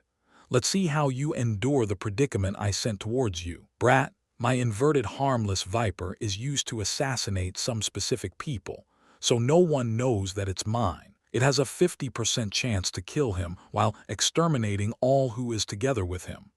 After all, its poison is as deadly as me. Jedjej. Emperor Tritor mentally laughed in twisted satisfaction while he kept grinning. Little did he know that the inverted harmless viper was killed before it can even unleash its poison. Fortunately, the inverted harmless viper was foolishly confident in itself and deemed to use its poison in the later stages of battling them, which led to its quick death. Of course, Davis increasing his power also contributed in killing that inverted harmless viper quickly. If it weren't for that, it would have been able to poison Elia to death. Emperor Tritor didn't form a mental connection with the inverted harmless viper, as he knew that people would find out about his pet when they investigate, so he wasn't able to realize that it was already dead. Meanwhile, the bird he was contracted with took off after teaching the viper of the position of the target, as it cleared the monitoring bugs in the vicinity. Emperor Tritor was all smiles. He kept grinning like an idiot while eagerly waiting to see the corpse or the miserable face of the brat. After Elia's wounds were 50% healed, the group made their way to the ship. This time there were no disturbances as they reached the ship safely. Davis was calm the whole time, except there was a seething anger that was about to erupt in his mind. But he kept a rein on it without losing his mind to anger. His presence of mind was totally focused on Emperor Tritor. While he only thought about how he should kill him, he unconsciously ignored Evelyn's presence, who was behind him the whole time. In fact, even if he noticed her, he would only nod at her and wouldn't have the time to care about her mindset. Evelyn was visibly upset at being ignored, but she could only stay quiet as Davis was also silent the whole time. Besides, she also noticed that he was too calm, considering his precious Elia was injured badly just now. Evelyn had already subconsciously acknowledged Elia as her competitor somewhere in her heart, but she still couldn't realize that and accept it in her mind. People of higher status always look down on people with lower standings. No matter what in this world, they were heaven-chosen children who had their own pride and superiority complex. It isn't easy for them to acknowledge someone who is lower than them. They won't yield unless their pride had been smashed altogether. A few hours passed like this, and the second round finally came to an end, as the solemn voice once again echoed throughout the island. Those who are in the top 1,000, congratulations, for you have successfully advanced to the final competition, where you will face intense battles and have a chance to battle with the top elites of the various empires. Immediately return to the ship in half a day's time. We will return to Goat Island. Davis and the others boarded the ship after they heard the announcement, followed by several people showing up in the distance. In the main arena, looks like that kid's luck is greater than I thought. He managed to survive my inverted harmless viper. Emperor Tritor, who saw the scoreboard, noticed that Davis's score didn't go dim after the end of the second round. If Davis died, then his name that is lit up would dim. But surely, whoever is traveling with him will have met a fatal end, especially this time's main target, that maid called Elia. She would have been ripped to pieces. It would have certainly been a sight. Emperor Tritor knew that it would be difficult to kill Davis, so the main objective was to give the rising genius some despair. In fact, he even wanted that hot-headed genius to find the culprit himself, so as he could have a valid reason to finish him off before he grows up. All he had to do was deny that he was the one who sent the inverted harmless viper, and frame Davis with something else to finish him off openly. Emperor Tritor giggled as he thought about the despairing face of the brat. The ship waited for half a day for the participants before it left with the top 1,000 cultivators. The other participants who were still alive were made to go in another ship that was practically as big as the previous ship. The cultivators who didn't make it into the top 1,000 felt remorse as their dreams were shattered, especially for those who were close to the top 1,000th position. But still, they held their heads high, not at all ashamed, as they eventually managed to reach this position. When they returned to their clans or wander around the world, they would be recognized and praised no matter where they go. Only people with higher statuses would have the right to ignore them. What did this mean? It meant that over 95% of the Grand Sea continent's population would have to bow their heads to them. Their lives were practically smooth sailing right now, unless they meet a higher mountain. The ship sailed for another half a day before it finally arrived at the coast of Goat Island. When 1,000 cultivators got down the ship, they walked by the green meadows while they were greeted by many clans, organizations, and families, which astonished them to a great extent. Davis ignored them, his face incredibly cold. At this point, he would just walk past anyone who called out to him. Normally, he wouldn't mind chatting with some people, but a certain someone has been on his mind for an entire day now, and all he could think of was getting rid of that vermin. Elia followed him silently. She guessed the reason for his anger was her, but she had no idea that it was not because of her injury and incompetence, but because of a vermin who tried to take her life. This silence that was from Davis was just too unsettling for her. She remembered how cheerful he was when he was with her. Moreover, rather than affection, what she had for him were feelings of awe, admiration, respect, and a hint of possessiveness. Furthermore, adding the way he took care of her during these 2 years, caused a huge impact on her mind. She couldn't take this silence, as this just kept hurting her heart even more. Just when they were all alone, she bit her lips and gathered the courage to raise a question. "Davis, please talk to me." But unbeknownst to her, what came out of her mouth was not a question, but a plea. Davis looked at her, his eyes wide. Elia froze, realizing the mistake in the words she had made. Davis smiled. He slowly raised his palm to touch her right cheek while he brought his face closer to her. "Don't worry, I'll kill the guy who harmed you," he whispered in her ears. Elia, who was happy that Davis had returned back to normal, froze again. "What do you mean?" "It was Emperor Tritor who attempted to murder you with a spirit beast stage magical beast," Davis said solemnly. Elia's face paled. "How do you know? What makes you say that?" Davis replied, "From what I've seen and heard, I could guess about more than 90% that he is the culprit. As for the specifics," he then explained about the monitoring bugs, the strange bird and that inverted harmless viper, which was popular in the Tritor Empire. Elia's face turned ghastly. She never even thought one day that she would be targeted by an emperor. Tears of fear had formed in her eyes, making those two pearls moist. "Elia, being with me has its benefits and risks. What you are facing now is one of the risks. For me, don't forget that you are always my friend, not a maid. As such, remember that you can have your freedom if you wish so." Davis held her hands as he spoke. He made sure to set up a sound barrier with his soul from the start. Although he said that, even he himself felt that he would feel depressed if she were to leave him one day. Elia looked at his eyes, which held a longingness to them. She thought that he unquestionably treated her like a genuine friend, so much that she started tearing up like a frail little girl. "Really? Why are you so good to me?" She really couldn't still understand why a prince like him would treat her like a genuine friend. She, a person of lower status, being treated like an equal by a person of a higher status, honestly made her feel afraid. She couldn't help but imagine the future where she lost his favor and eventually face abandonment. A certain conversation with Davis flashed through her mind. She wiped away her tears and made a determined face. "I want my freedom." Davis widened his eyes, his hands trembled. He looked at her, closed his eyes, and said after he took a deep breath, "Then I grant you freedom. You have my word." His heart felt like it had fallen into an abyss while he felt his breath go heavy. He kept in mind that he was dealing with a child. It was no wonder she was scared of a powerful cultivator, but still it pained his heart to see her leave him.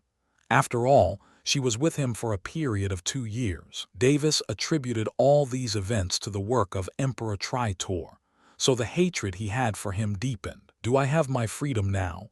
Elia curiously asked. "Yes, you are free to leave anytime. If anyone has a problem with it, then they can take it with me. Am I no longer your maid?" she continued. Davis paused a moment before hiding his sadness. "Yes." "Good, let's go."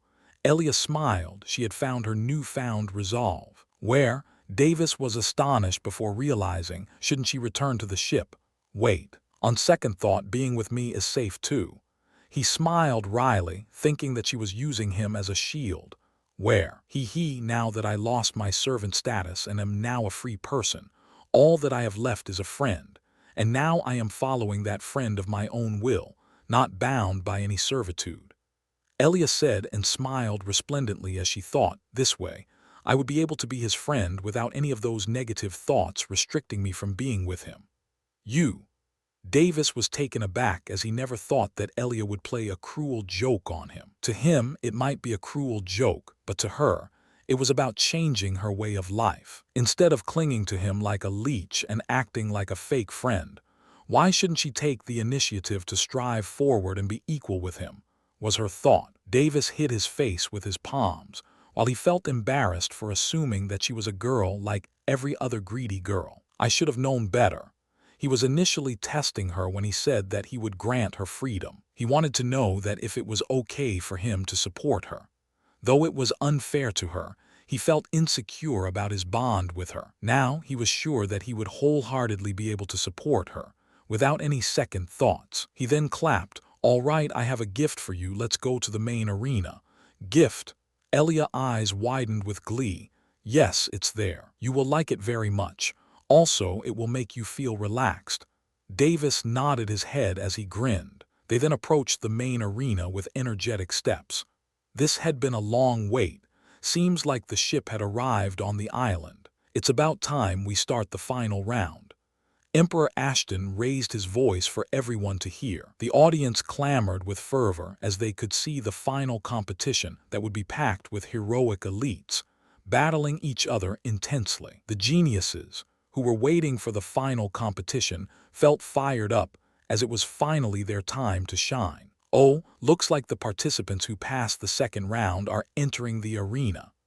A random person shouted upon noticing a few people dressed in different types of clothes enter the arena. Everyone turned to look at them, nodding their heads in satisfaction. Each and one of those contestants looked like a battle-hardened veteran, with sufficient bearings of an elite. While some looked easygoing, one could say that their outer appearances were deceiving. Time passed slowly as the participants entered the arena, looking around the arena with a passionate light in their eyes. Emperor Tritor, who was calmly observing the participants, was almost sure that his inverted harmless viper had killed those two brats who didn't even deserve to hold his shoes. Just when he was confident about his guess, he widened his eyes in disbelief. Davis and Elia entered the arena.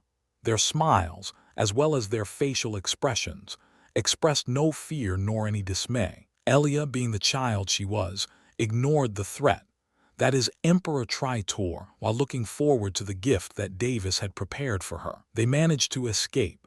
Emperor Tritor thought as his face turned ugly, but quickly turned calm since he was prepared for this scenario as well. No matter, after this competition ends, I'll be sure to end you myself, Emperor Tritor thought as he smirked. Davis and Elia headed to the place where the geniuses sat. As they walked towards them, some of them frowned while some of them smiled. Davis didn't take any heed to them and sat on a seat while Elia hesitated for a moment before she sat beside him as well. Just because that she decided that she was no longer going to be a maid doesn't mean that she can break out of that mentality that quickly. The arrogant geniuses shrugged it off, as she was powerful enough to be placed fifth in the second round. As such, Elia was able to sit there without any repercussions this time. "Ha ha, son-in-law, don't just sit there, come above." Emperor Ashton laughed. Davis looked at Elia. She nodded her head, indicating that it would be fine. He then walked above to the place where the emperors sat. His small eyes viewed Emperor Tritor for a moment before looking in the direction of Emperor Ashton. "Excellent maneuver you have shown in using your skills, but you should also work on your spear skills." "Spear skills? Oh, I was just waving and thrusting the spear with my power, nothing else," Davis replied perfunctorily. Everyone's eyes twitched from hearing that response. They thought he looked somewhat cool, but thought, shouldn't one accept their mistakes and rectify it when an elder corrected them? Emperor Ashton held his abdomen. "Ha ha, that's right. There's no need to stand on ceremonies with me." Davis nodded his head. To this man who looked straightforward and jovial, he had a good impression. "Since you're already here, why not meet my darling daughter?" Emperor Ashton grinned as he continued. "After all, last time you missed the chance to be acquainted with her because of a particular someone finding issues with you out of nowhere." Davis laughed in response. His laughter was genuine because the person who Emperor Ashton indirectly pointed to was Emperor Tritor. Emperor Tritor's face had no changes, as if he didn't hear anything at all. "Surely, come on up," Emperor Ashton lovingly called out. A figure stood up from the seating. Blazing red hair cascaded down till her waist. Slowly turning around, her face was covered with a red transparent veil. Bangs covered the left side of her face as it reached beside her petite nose. She wore fiery red robes which wrapped her entire body till it accentuated her S-shaped curves. The part from her shoulder to her elbow was the only visible spot where one could see her jade-white skin. She elegantly moved her legs in the direction of her father and stepped on the air. Davis widened his eyes. Peak-level revolving core stage. Her legs danced in the air while her skirt fluttered in the wind as she made her way to their place. Looking at her figure coming closer, Davis sighed. Why are there so many beauties in this world? He felt that he should try to gain max resistance to beauties and be able to resist their charms once he grew up, or else he could only imagine what kind of tragedy or calamity would befall him in the future. Naturally, this confidence came from the killer looks of his face. Shirley leapt from the air and stood beside her father.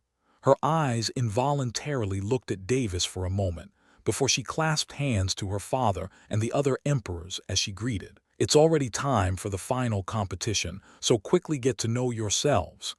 Emperor Ashton said jubilantly. His eyes gleamed. "Congratulations on obtaining the first place in the second round, Prince Davis." Shirley clasped her hands and said, her tone was rather bold, not soft at all. It did not sound grating but sounded attractive to the one who was listening to it. "Thank you, Princess Shirley. I also did not expect that you would reach peak-level revolving core stage, only a step away from reaching the body transformation stage." Davis replied, not at all fazed by her attractiveness. There were two reasons for it. One, there was Evelyn, who was a vixen herself. Second, there was a person right next to him who he was itching to kill. "Though it seems that the body transformation stage is near my grasp, it will take some years for me to reach that stage," Shirley replied, quite proud of herself. She knew that there was no need to compare herself with this little monster, an anomaly, as doing so would only curb her confidence. Body transformation stage is the fourth stage in the essence-gathering cultivation system. Even though its name may denote that it was from the body-tempering cultivation system, it surely does not. Body transformation stage is no joke because one would have to use the accumulated energy in the previous level to temper their danchin, compress their revolving core in each level until it starts to take the shape of a seed in the danchin. Doing so would inevitably induce changes in one's body, where the meridians will be capable of storing more energy, and controlling the flow of energy will be even smoother. Not only that, but the compression of the revolving core increases the quality of the energy stored in it as well. Furthermore, one would be able to sense faint laws from the heavens to form a suitable seed for the subsequent stage. During the process of compressing the revolving core, one requires utter concentration in doing so, or else failure to do so may result in cultivation deviation, or possibly even resulting in the explosion of the revolving core, leading to certain death, unless one had cultivated to a certain degree in soul-forging cultivation or body-tempering cultivation. In a remote region of the arena, a figure stood there along with some people, watching the spectacle that unfolded on the place where the emperor sat. Evelyn looked at the place, with a longing and an admiring gaze in her eyes. At the same time, she felt jealous and inferior to the woman who was clad in red robes. "That's right, Evelyn. Your fiancé is out of your reach, and your father arranged a marriage that was out of his authority. It's fate that you will have to cross some hurdles to get to him." Seeing that Evelyn had a complex light in her eyes, Kent explained, "Are my thoughts that easy to guess?" Evelyn looked at him. Kent hid nothing. "Yes. After you have revealed your intentions, it has become easier to guess your thoughts." Evelyn smiled. "I am not afraid. From what I've seen, I know that he won't leave me if I agree to marry him." "Then what are you worrying about?" Kent asked, confused. Evelyn sighed. "My only worry is that I am not worthy of him. He will soon soar the skies with his talent while I get left behind. No matter how I see it, my future is bleak." Kent just stayed silent as he couldn't do anything about it. Suddenly she laughed. "Isn't it laughable that I'm treating a kid as my future?" Kent didn't laugh but replied solemnly, "It doesn't matter if he's a kid. It's only a matter of time before he grows up, and by that time, it will only be harder to gain his favor. Remember that once a man sets his ambition high, the things around him will fade away as he will only concentrate to climb higher on his path to supremacy. Only when he realizes that he has no future in cultivation will he wholly concentrate on his women and heirs, just like your father, our family head." Evelyn didn't reply anymore as she continued to watch them. Davis and Shirley exchanged some pleasantries and chattered as they got to know each other. "I heard that there is another woman you are engaged to, Prince Davis." Shirley suddenly changed the topic. Well, that is true, haha. Davis laughed a little awkward. He didn't feel polygamy was wrong, because he was never a part of a society in his previous life. Besides, the shows he watched and the novels he read all had multiple women chasing the protagonist. It's just that he liked the concept of one life, one love, which was why he was indecisive when he learned that he was already engaged to 2 women. Well, I don't mind my prince having a concubine or 2. Oh, really? He was astonished because he assumed that this proud princess will demand him to annul the marriage between him and Evelyn. Besides, he couldn't give a shit about the main wife and concubines concept. To him, as long someone was his women, then they were all equal to him. Yes, it's just that I hope you choose your concubines to be with a high status, or it won't reflect your image well to the masses. Shirley replied. Her face was indifferent. What do you mean? Now Davis was truly confused. Shirley sighed as she thought before her eyes widened. Is he acting, or could it be that he was possibly seduced? After all, masters being enamored with their servants was a common matter in this world. Don't you realize that you have been seduced by your maid? She asked with a questioning gaze while raising her hands. Me? Davis pointed at himself. Me? Wait, is this déjà vu? He remembered the time when Clara confronted Elia. When exactly? What's your basis?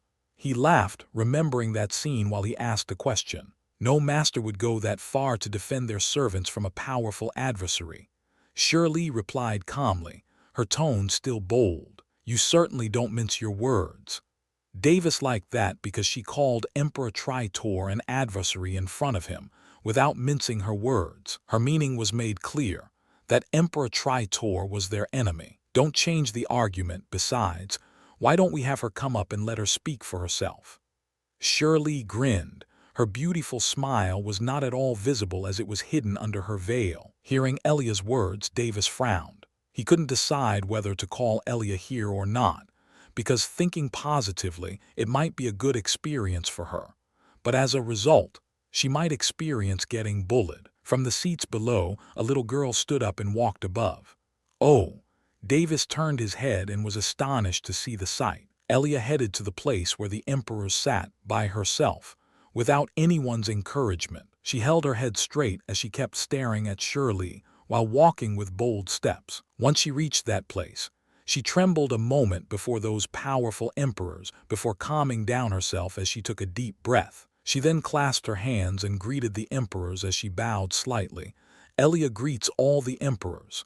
HMPH. Emperor Tritor harumphed while many others frowned. According to ethics and hierarchy, a servant should bow down on all fours. What Elia did was showing them little respect. It could be even said that she no respect. Little girl, aren't you overstepping your bounds? Emperor Ruth asked. Elia just shook her head with a calm facade. Since she decided to come here, she decided that she will give her best till the end so that she can prove herself to be worthy to be his friend. Oh! Emperor Ruth rubbed his chin as he smiled. He wondered what confidence this girl had to be this impertinent in front of them. You, a servant, regardless of your age, tried to seduce the prince. Do you know what kind of offense is that, and what kind of punishment it leads to? Shirley was almost sure that this little girl used her innocent facade to seduce Davis. After all, in her eyes, all she saw was that this little girl could even stand in front of the emperors while still disrespecting them. Hearing that, Elia sighed. As expected, it always comes to that. As of today, I'm no longer a servant of Prince Davis, Elia said solemnly. Each word echoed in Davis's ears as he smiled. Logan was puzzled. When did this happen? Emperor Lauret, is that true? Emperor Ashton asked as he had to support his daughter. Logan didn't reply but looked at Davis. Seeing that Davis didn't have any problem with her response, he understood that it was true. Logan nodded his head. It certainly is. I knew it. The sky-grade cultivation techniques she uses are from your Lauret Empire. Emperor Aston shouted, just before Davis opened his mouth to explain that. I am now an independent common cultivator, and also a friend of Prince Davis. As of now, I'm a free person. Furthermore, I promised to work under Prince Davis as a subordinate to repay the favor he had shown me my whole life. Elia said as she tightened her fists. Heh, is that any different from being a servant? Shirley sneered. Elia replied, her headstrong will pushed her forward. It is, my life is no longer in the hands of others.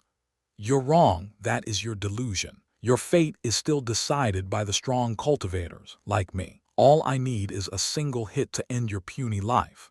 Shirley extended her hands as she pointed towards Elia's forehead. She had a half-inch long nail on her fingers. Suddenly, a voice erupted from her side, as if continuing her sentence, and try to make a single scratch on her. Let me see if you're still alive the next second. You.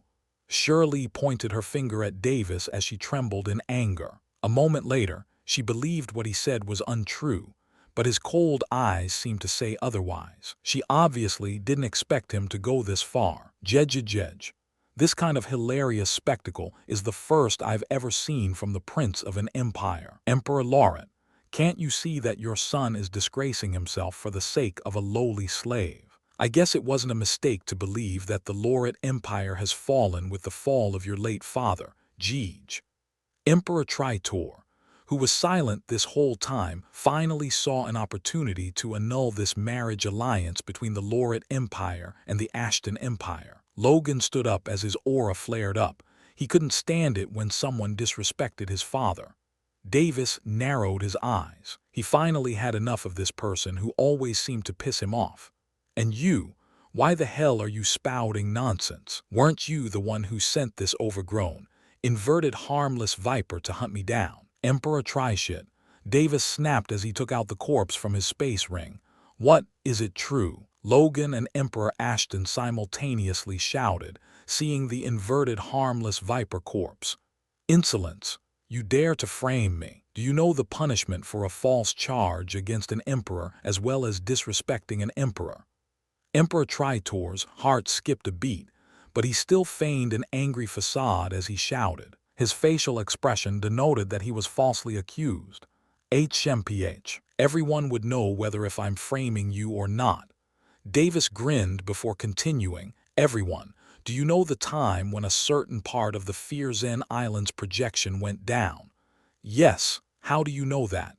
Emperor Ruth questioned, quite inquisitive. I know that because I saw some strange bird hunt down the monitoring bugs around us at that time. In the next moment, the inverted harmless viper attacked us the moment these monitoring bugs were devoured. If I remember correctly, wasn't the tamed beast of Emperor Tritor a bird? Yes, it's the vicious eye hawk. Emperor Ashton nodded his head. No matter how I see it, it doesn't seem like a coincidence. Davis said calmly, but there was a faint killing intent in his eyes. Jeej, so what? I was the one who sent it to kill you. What are you going to do about it?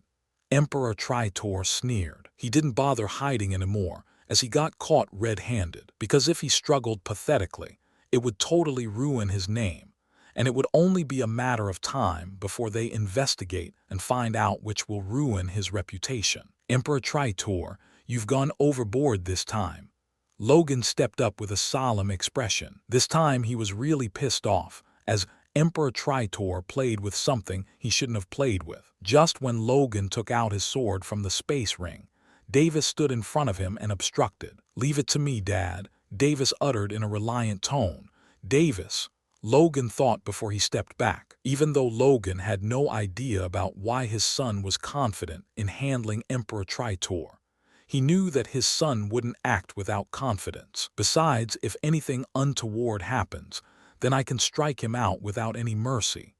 Or so Logan thought as his hands were itching to get revenge. If it weren't for the upcoming invasion of the outsiders, he would have already attacked him by now. Jedge, everyone knows that we are itching to kill each other right now, Emperor Lauret. Even your disgraceful son wants to take me down. Jedge, naive. But did you forget that we are to cease any conflict by the decree of the Guardian Alliance? In case you didn't know, I am still not part of the Guardian Alliance. Logan smiled, not backing down at all. So what? That is the case formally. Informally, you are still part of the Guardian Alliance. If you dare to harm me during these times, then by the rules of the Guardian Alliance, all the emperors will hunt you down." Emperor Tritor sneered in derision. Twisting the rules to his advantage was child's play to him. Davis was astonished. He didn't think a rule would interfere with his plans right now. Logan stayed silent because he knew that there was such a rule in the Guardian Alliance. "You think you can get away with plotting to kill my son? If the Guardian Alliance supports you, then this is absurd."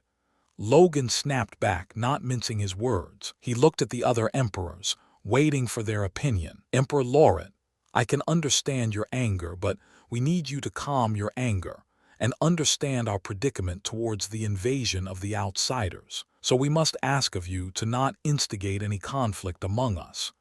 Emperor Raven acted as if he was mediating and stepped in to support Emperor Tritor. "What is this?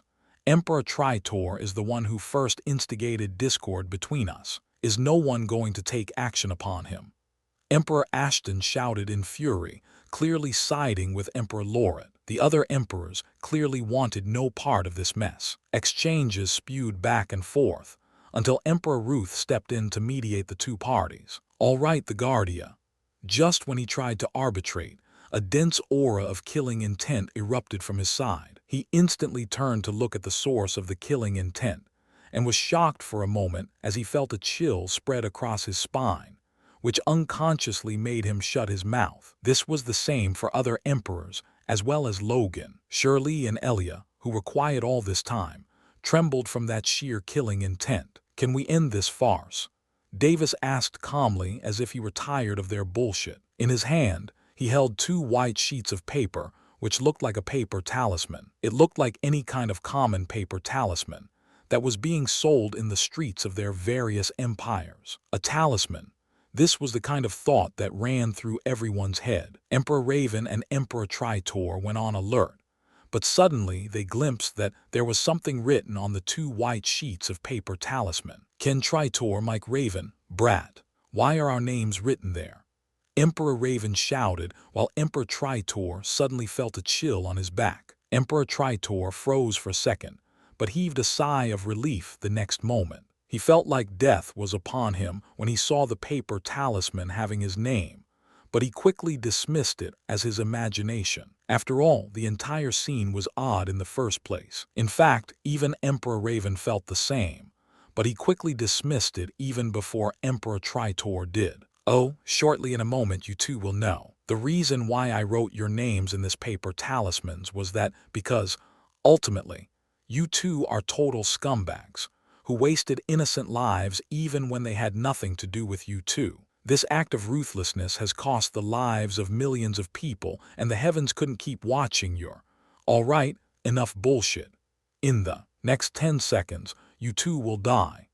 Davis ended his sentence as he electrocuted the paper talismans to ashes. The ashes spread to a direction, as the wind blew hard enough to be heard audibly at that moment. Combined with that utter silence after Davis's words, all of them were tricked into believing that these two emperors will die for a second. An instant later, Emperor Raven came out of his reverie while laughing out loud. Emperor Tritor did the same, but if one viewed them closely, one could see that their backs were drenched with sweat. "Young lad, you are a naughty fellow. Anyway, that helped me curb the problem that troubled us right now." Emperor Ruth smiled and nodded his head in approval. Right now, he totally had the impression that Davis seemed to joke at this time, only to get the situation from worsening to an unrecoverable state. But he couldn't understand why Davis was still emitting that killing intent. Perhaps he really holds a grudge, but is magnanimous enough to leave it be due to the upcoming invasion. What a wise lad, or so he thought. There's only 3 seconds left," Davis hollered as he acted startled. However, his eyes were still radiating killing intent as he calmly watched those two clowns. Hearing that, everyone frowned. Why is he still continuing with that act? Emperor Ashton had a confused expression on his face. He then abruptly thought, could it be? Suddenly, Emperor Tritor and Emperor Raven trembled. Their eyes went wide as they shuddered in horror. Their 7 orifices bled as the energy in their body abruptly went berserk, which ultimately led them to have convulsions as they dropped to the ground. Their dantions instantly erupted unstably and exploded, causing a mini explosion in their body, which sequentially destroyed all the organs in their bodies, resulting in an excruciating death. Everyone's eyes glazed over in horror as they saw those two emperors lie down in a pool of blood. "What?" Emperor Ruth shouted out as his eyes widened while he fell down on his back, not at all believing his eyes. Everyone froze in utter terror. The sheer sight of the gruesome scene was unimaginable to them. The atmosphere remained chaotically tranquil, while their eyes remained wide open, as they couldn't process what had transpired. Fear made their hearts weak as it palpitated at a faster rate. They couldn't utter a single word that was capable of conveying their emotions. The scene itself looked odd while at the same time also felt surreal. They could only look at Davis, seeking for answers, although some of them didn't even dare to look at him, afraid that they will be targeted next for no specific reason. Logan, Elia, and Shirley were utterly dumbfounded, not able to figure the reason why these two emperors had their cultivation destroyed suddenly, resulting in their deaths. Although all of them guessed that it had to do something with those paper talismans, nobody was sure of it. Davis had a faint smile on his face. He waited for fear to root itself in their hearts before carrying on to confuse them with his words. The silence was prevalent in the eerie atmosphere, which made the people heavily sweat as no one spoke. A few moments continued to pass when finally someone couldn't take it anymore. A voice sounded out in the clouded atmosphere. "PR. Prince Davis, what exactly is happening here?" Emperor Claymore asked. His tone was respectful, unknown to him. "I just killed Emperor Tritor and Emperor Raven, and I think it isn't any different from killing mortal stage magical beasts." Davis replied in a casual tone, as if he had done something which wasn't a big matter. "No different than killing mortal stage magical beasts." Everyone's eyes twitched, while the fear inside their hearts also grew a little. "What are those paper talismans?" Emperor Ruth asked in disbelief as he gulped. "Oh, so you people noticed. Do you want to know what it is?" Davis acted as if he had just noticed their findings and asked them in a teasing manner. "Yes," Emperor Ashton replied. His tone was one of excitement. He was starting to believe that his speculations were 99% accurate at this moment. I am not sure if I should say this, but since you are all my elders and seniors, it would be bad if I kept this as a secret at this point." Davis rubbed his chin as if he was contemplating on whether to tell them the truth. He walked forward as he contemplated. He stepped on the filthy pool of blood and removed the two space rings from the corpses. Everyone read the lines in between and knew what Davis indirectly meant. They understood that he was asking for compensation, and the payment was exactly those two space rings. In fact, they knew that they had no say in it, and it was just as they thought. To Davis, it didn't matter if they gave him the space rings of their own will or not, as he was determined to take away those wealthy space rings. He just needed them to accept that outcome. Less trouble comes after him from nowhere. Davis continued. "These two paper talismans was personally handed over to me by my master. He instructed me to use it if anyone way powerful than me aimed for my life." Asterisk boom, asterisk clamor erupted in the area as the long-forgotten short legend of the revered senior who once saved the Lauret Empire sprang forth. "These paper talismans are sure powerful, but I don't know why my master gave me 7 of these paper talismans." Davis sighed as he said, 7 paper talismans." The Emperor's eyes twitched for some reason. They then realized to their horror that it was equal to the number of sky-grade empires on this continent. "I'm sure my master is disappointed that I used 2 of those paper talismans to kill instead of using my own power." He held his head as he lamented. Yes, one must always use their own powers instead of relying on external powers. I'm sure that your master will also forgive you, since those 2 vile demons were aiming for your life. After all, one's life takes precedence over the way of how one chooses to use their power." Emperor Ross hurriedly comforted Davis when he looked sad. At the same time, he thought that he curbed Davis from using those powerful paper talismans anymore. "You're right, Emperor Ross. Thanks for the advice." Davis smiled as if he was truly comforted by his words. The four emperors heaved a sigh of relief. But everyone knew that Emperor Ross also used this opportunity to gain favor. Everyone looked at Emperor Ross in jealousy, thinking that he managed to achieve his aim. Without question, everyone started to believe in Davis's words. Otherwise, the event that took place wouldn't make sense. Even Logan believed in Davis's words, that he felt that it was improper to ask questions about his master, an utmost being such as the mysterious senior has a disciple, who, in their right mind, wouldn't want to befriend him. Emperor Ashton suddenly had an idea. Haha, son-in-law, that's right, there's no need to fret over it. Furthermore, we can even try to speak to your revered master and explain that you were not in the wrong. Hearing that, Davis was astonished. I didn't expect him to use this opportunity to meet my non-existent master, instead of sucking up to me. Ah, it makes sense. He already treats me like a son-in-law even when I didn't marry his daughter in the first place. He must be quite the opportunist. I'm afraid that is quite impossible, Emperor Ashton. My master is withdrawn from worldly affairs and will refuse to meet any person other than me. What I'm saying is the truth because when I asked him to meet my parents, my master completely didn't even bother to reply.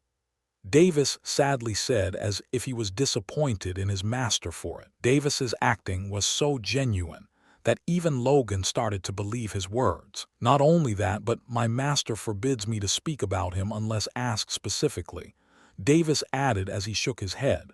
It's certainly a pity. It would be my lifetime's glory to meet your revered master, but if we can't meet him, then so be it. Emperor Ruth said. He too wanted to meet this mysterious senior. Logan now abandoned any newfound hopes of meeting his son's master. After all, he can't incur the wrath of that godly person and possibly worsen the master-disciple relationship between his son and that senior. Seeing that his act was successful, Davis secretly heaved a sigh of relief as he thought, if a powerful person acted, then people would have no choice but to believe that person. Deceiving Clara is a million times difficult. Fortunately, she isn't here. If Clara was here, then his act and lies would have been easily seen through without any question. The atmosphere turned incredibly jubilant as people recounted the tales of the revered senior in a respectful manner. The two corpses in the pool of blood remained abandoned as no one cared. Some thought that these two deserved it, while the others stayed silent as their strength was inadequate. Some of them who gritted their teeth and stayed silent were the descendants of Emperor Tritor and Emperor Raven. They didn't dare to lash out and could only watch with bottled-up hatred, which they didn't dare to unleash. They didn't even possess the courage to speak up for their emperor's demise. The final competition was totally forgotten, as many took this chance to be acquainted with Davis. David received many greetings and best wishes from random strangers, but still managed to reply politely, as far as he could. Some of them even tried to offer their daughters to him. Funnily, Emperor Ross was one of them. David awkwardly denied every good deal that came his way. Even he felt frustrated by declining the extravagant life that he was assured upon. What a waste! Such were his thoughts, but he knew better. In the distance, Evelyn looked at the figure that was surrounded by an innumerable number of people. She smiled as if she was mocking herself. "Hey Kent, does that person look like someone I can match up to?" Evelyn asked in a weird tone. There was only silence in that place, as no reply could be heard from Kent called on. He was standing beside her and had a complex look on his face. Evelyn bit her lips. Isn't this cruel? Why did father have to engage me with someone like him? As she was in the distance, all she could see was that Davis was surrounded by people, and most of them were women. She could see them looking at Davis with sparkling eyes. She walked forward, heading to the place where Davis was. "Is she going?" Zara asked in a pitiful manner. Kent replied, obviously, the pressure on her must be unimaginably high. Just as Davis finished declining a person's goodwill, a bold voice sounded out beside him. "Prince Davis." David turned to look at the source of the voice. "Princess Shirley, what can I do for you?" There was a slight hesitation that was visible on her face. Davis noticed that and thought, is she also going to chalk up to me? She sighed for a moment, then said, "I now realize my wrongs. I was mistaken to berate your maid when I said that she wasn't worthy of you, indirectly." Hearing that, Davis laughed in his mind but replied as he wanted to know her sudden change of mind. "What makes you say that?" He then saw her twirling her bangs in frustration. "What makes me say that you say? It's because I realize that I am also not worthy of you. Therefore, you can annul the marriage with me." "What?" Emperor Ashton shouted in fury as well as confusion. Davis was stunned. He stood there looking at Shirley, not understanding her thought process. She was declining a marriage with him, just when everyone was impatient to betroth their daughters to him. Evelyn, who just neared them, stood stunned as she mocked herself. Even she doesn't think that she's worthy of him. "What do you mean? What and who made you decide this?" Emperor Ashton shouted. He felt miserable. All that hard work he pulled off was being ruined by his own daughter. Shirley revealed her thoughts. "Royal Father, it was solely I who decided this matter. Initially, I thought that he wasn't far away from me in terms of cultivation, and it was true. But now that I know that his master is a truly powerful figure, won't I drag him down if he were to marry me? Won't he journey to the world where his master came from?" Emperor Ashton narrowed his eyes. "That is the case if he only loved you. What makes you think that he will stay with you? Why are you thinking so far ahead? Just listen to your royal father. See, even you, royal father, thinks that he won't live with me. Therefore, it is foolish for me to be with him. I'd rather marry a man who loves me, not just marry me and leave me to rot." Shirley argued back. "Who knows? Maybe he will truly love you and leave a child with you." Emperor Aston's tongue slipped in fury. Shirley was angered. "Look, you just care about power, while I care about how I live my life. Marrying a powerful person doesn't equal a happy life. HMPH. I know plenty of cases in our family who aren't happy with their lives." "Shut up. You have no say in this." Emperor Ashton narrowed his eyes as he pressured Shirley with his aura. Shirley glared at her father with incomparable determination, as if she wouldn't yield. Davis' eyes twitched as he saw these two father and daughter quarrel with each other. "Leave a child with her. Do they think that I'm a breeding horse?" He clenched his fists as he smiled, but he sighed. "Leave it. What she says aligns with my thoughts too. I too wouldn't want to live with someone who wouldn't love me either." "Princess Shirley, I respect your decision. If that is the case, then let this marriage be annulled," Davis declared in a bold tone as if his opinion was the final verdict. "Yes," Shirley screamed in ecstasy. It wasn't that she didn't want to marry him, but she felt no love for him in the first place. She had her own dreams and felt that by marrying him, she wouldn't be able to enjoy her life. "No, you can't do that. Elders have the final say in your marriage." Emperor Ashton didn't want to give up. He looked at Logan for help. Logan shrugged. "I already told you he has full authority on how he lives. This matter is for him to decide. I have no say in this. Maybe you should try talking to his master, who had been not keen on interfering with Davis's personal life so far." Hearing that, Emperor Ashton's face paled. "Emperor Ashton, it isn't good for you to force us into a relationship with each other. Let nature take its course. Our Laureate Empire will definitely be an ally of the Ashton Empire." Davis comforted the tired man as he felt pity for him. To be wrecked by his own daughter, how much anguish is he in? Davis thought as he shook his head, but he later grinned as he thought, she is unquestionably unique. Besides, when I said let nature take its course, I meant it for everyone. No more matrimony discussions, please," Davis said with a polite tone. Davis and Shirley looked at each other and smiled. One felt that the other was amusing, while the other felt that the other one was domineering. "Princess Shirley, let me introduce you to my wife," Evelyn called on. Davis said as he waved his hands to a direction. Wind converged as it pushed the people aside, revealing a certain ravishing figure. Evelyn froze there, stunned by his introduction. Just when she had gathered the courage to step in and talk to Davis, she was caught off guard by his speech. Davis smiled. How could he not notice her approaching him hesitantly? He even used this opportunity to shamelessly and indirectly express his desire for her. Clamor erupted in the arena as the whole crowd's attention was on Evelyn. Gazes of envy, jealousy, greed, and lust were gathered on her. Evelyn felt incredibly awkward on having the whole crowd's attention to her. Shirley glanced at the voluptuous figure in front of her and admired those twin peaks. Not bad. I know, right? Davis laughed. Evelyn blushed hard. Her face turned bright red as she thought, scoundrel. Why is he teasing me in front of everyone? Aren't you happy that you managed to keep him for yourself, Miss Evelyn? Shirley asked, testing the waters. I don't know. Evelyn replied nervously, her voice meek. What was that? I couldn't hear you.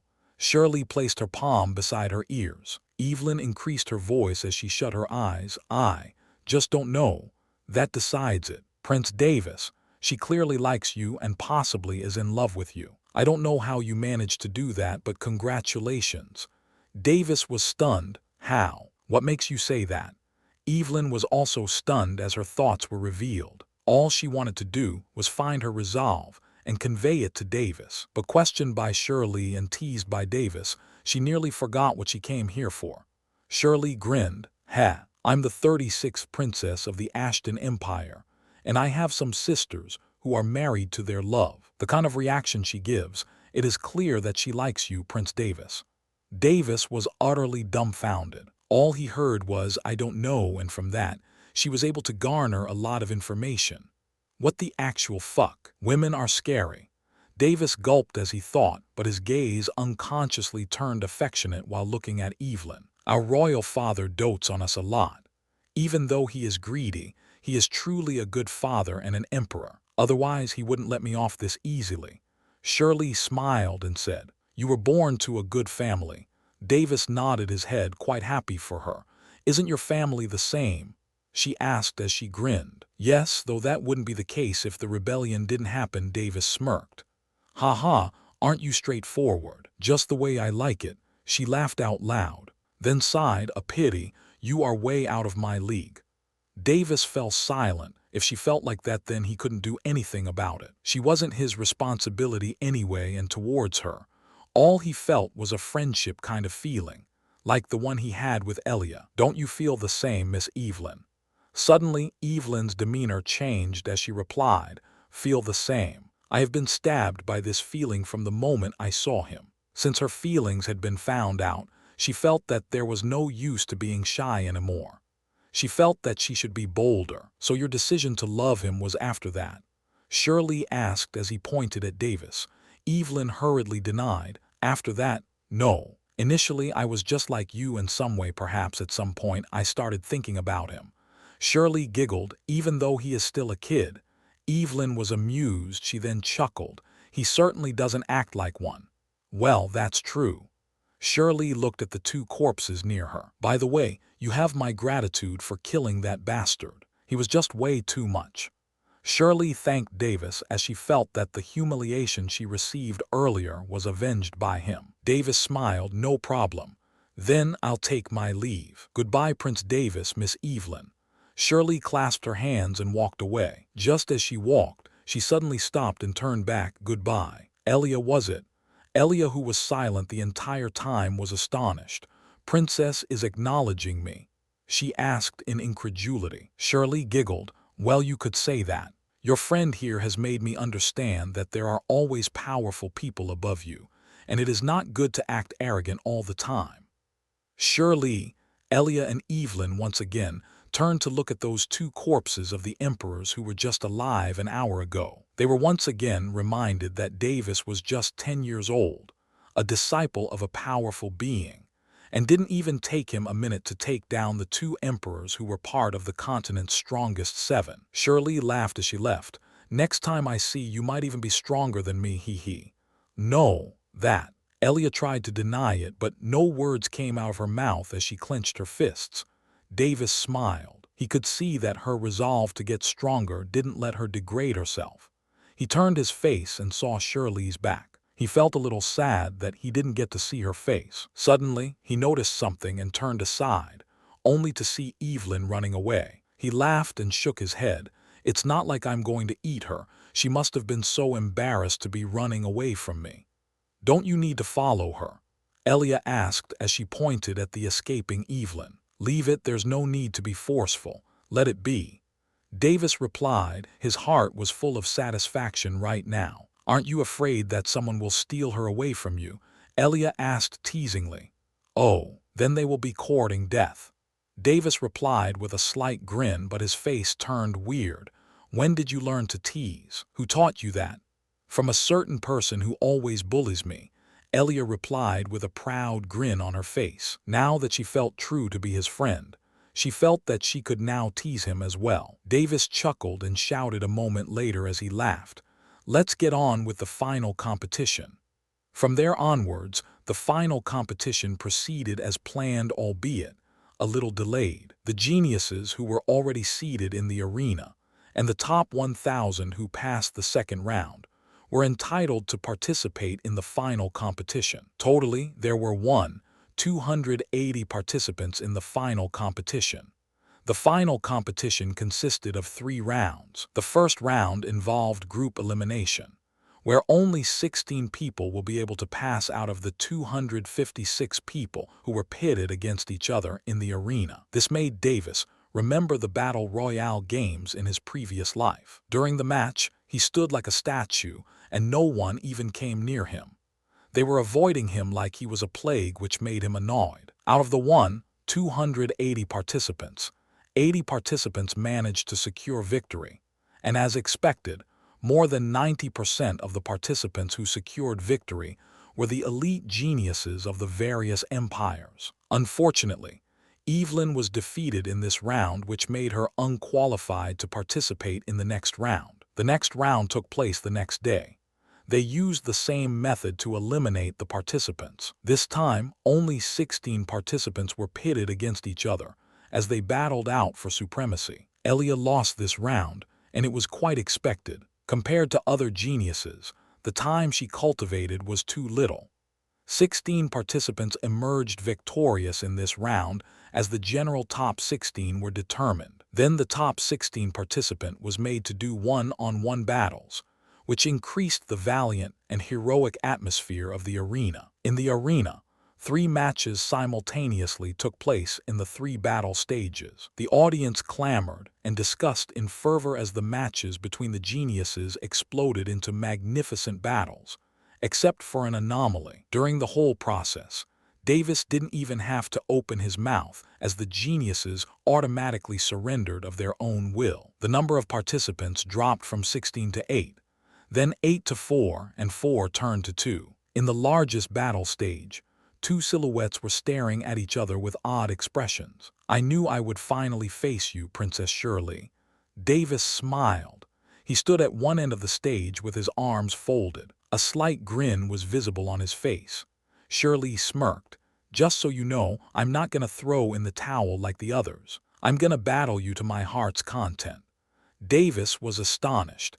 "Even though you know that you will lose?" His mentality took a turn for the worse when all the participants who were matched up with him conceded before he can even come up on the stage. He thought that Shirley would be one step higher and let him get to the stage before surrendering herself. "Yes, this is how I play, and I don't need your concern. Come at me with all you've got." Shirley took out her red blazing sword with intricate carvings. It looked magnificent, while the blade was sharp enough to slice a low-level sky beast stage magical beasts to pieces. It was a low-level sky-grade weapon that comparable with Davis's spear. "Looks like I went full retard and got arrogant." Davis sighed. No matter how he tried to not underestimate anyone, he got full of himself after being praised by hundreds of people. "I should know better, TCH. Davis cursed himself and took a decision. "Thanks for reminding me something important," Davis said as he was thankful to her. Shirley grinned as she teased.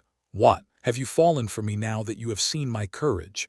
"Haha, no. It's just that I was reminded of how I once told myself to not underestimate people, lest I be killed in an instant without even knowing how." Shirley was taken aback. "Oh, you mean like those 2 emperors who were killed by you in an instant?" Davis nodded his head. "You could say that." Shirley sighed. "Arrogance. I can see that in your eyes, even though you act a little humble. Let me tell you something. You don't need to act humble at all. Only if you act arrogantly will people know that you are someone who holds power. Power is the ultimate requirement that you need to have in this world.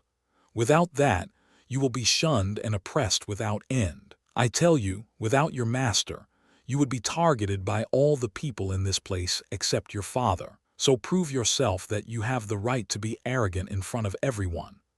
By the time she finished speaking, her aura and energy erupted out like a large wave that suppressed the people in the audience seat. Shirley, who is 18 years old, has cultivated in all three cultivation systems. Her cultivation reached peak-level iron stage, peak-level revolving core stage, and high-level nascent soul stage. She had the confidence that she will at least be able to battle him to a standstill. Prove myself. Davis looked at her in incredulity. Her words echoed in his ears that triggered explosions in his mind. He was surrounded by that grayish aura, tinged with red energy flowing all around the place. Her aura didn't intimidate him at all, but combined with her words, he got goosebumps. Davis slowly lifted his hand as he pointed at her. "You're right. I got to show these people that I have the right to be arrogant." Incredible waves of soul energy emanated from Davis as it exploded out. Soul suppression art. Fearsome waves of soul pressure descended upon Shirley, which instantly made her feel like that she had been placed in the depths of a tightly compressed cave which had trapped her viciously. Shirley froze as her powers dissipated and realized that she was not able to move. She fell down to her knees as she stared at Davis in fear. Young soul stage. Shirley's mind was filled with disbelief as she saw him make his way towards her. Uncontrollable fear erupted in her eyes when she saw him approaching her. "Why you? Don't come near me." She hysterically shouted in her mind, but was only able to say it out softly with her mouth. She now regretted provoking him into revealing his power. Davis stood in front of her as he looked down at her. He erected an opaque barrier with his soul that shone with bright light and covered the two of them. Davis bent down and stretched his hands towards her face. "No, don't." Seeing that his hands were stretched towards her, she got scared while her body involuntarily trembled as her courage was whittled down. Davis swiped his hands as Shirley was dumbfounded as she blinked. "Tell me, do I now have the right to be arrogant?" Misty eyes looked at him. A sharp, petite nose, combined with lascivious lips that were enough to captivate a man, was visible to his eyes. "Why you do?" At this moment, she knew that she got utterly dominated by him in this match. Very well. Davis deactivated his soul suppression art and returned her veil to her. Shirley hurriedly stood up and stretched her hand to get the veil back. She quickly covered her face, as if she didn't want people to see her face. Davis had no idea why she did that, and assumed that it must be some sort of tradition. Snap, Davis snapped his fingers, and the barrier around them disappeared as if it didn't exist in the first place. Looking around him, Davis was startled. He saw Emperor Ashton freeze, just ready to strike down on his barrier. If he were a moment late, then he would have been possibly sent flying by that blow. Davis wryly laughed as he looked at Shirley. Logan flew down as he stood beside him. Shirley coughed a little. "I concede." Emperor Ashton hurriedly used his soul sense to probe inside Shirley's soul sea for any abnormalities. Seeing that there were no abnormalities, he heaved a sigh of relief. Shirley shook her head, indicating that he did nothing to her. Emperor Ashton nodded his head and glared at Davis. "Prince Davis, are you sure that you're not an old monster disguising as a child, are you?" Emperor Ashton was exasperated. Logan laughed. "Ha. Don't get jealous of my son, Emperor Ashton. If he didn't possess this capability, how in the world was he even qualified to become that person's disciple?" Emperor Ashton's hand trembled. "Shut up. Your son is becoming powerful so fast that it is akin to going against the heavens." Ha, you're just jealous," Logan replied as he emphasized the last word. "Yes, I am, so what? Why are you the one blessed with that kind of son? May the heavens smite you." "Curses," Emperor Ashton screamed. Davis chuckled, while Logan didn't take that to heart. Both of them knew in their hearts that Emperor Ashton was just venting out his frustrations. "And you, Shirley, you're still not going to marry him?" Emperor Ashton returned his glare to Shirley. Shirley shuddered a moment before shrugging. She remembered that experience when she was utterly dominated by him. That was the scariest event she had ever experienced in her life. Looking at her denial, he was frustrated again. Suddenly, he got an idea. "Oh, my daughter, my sweetheart, why are you so adamant? Can't you see that Prince Davis here is a gentleman?" Davis was startled. "Gentleman? What does that have to do with me?" "What gentleman? A kid can't be a gentleman," Shirley argued back. "Who told you that? The path to being a gentleman is open to all. Don't you remember?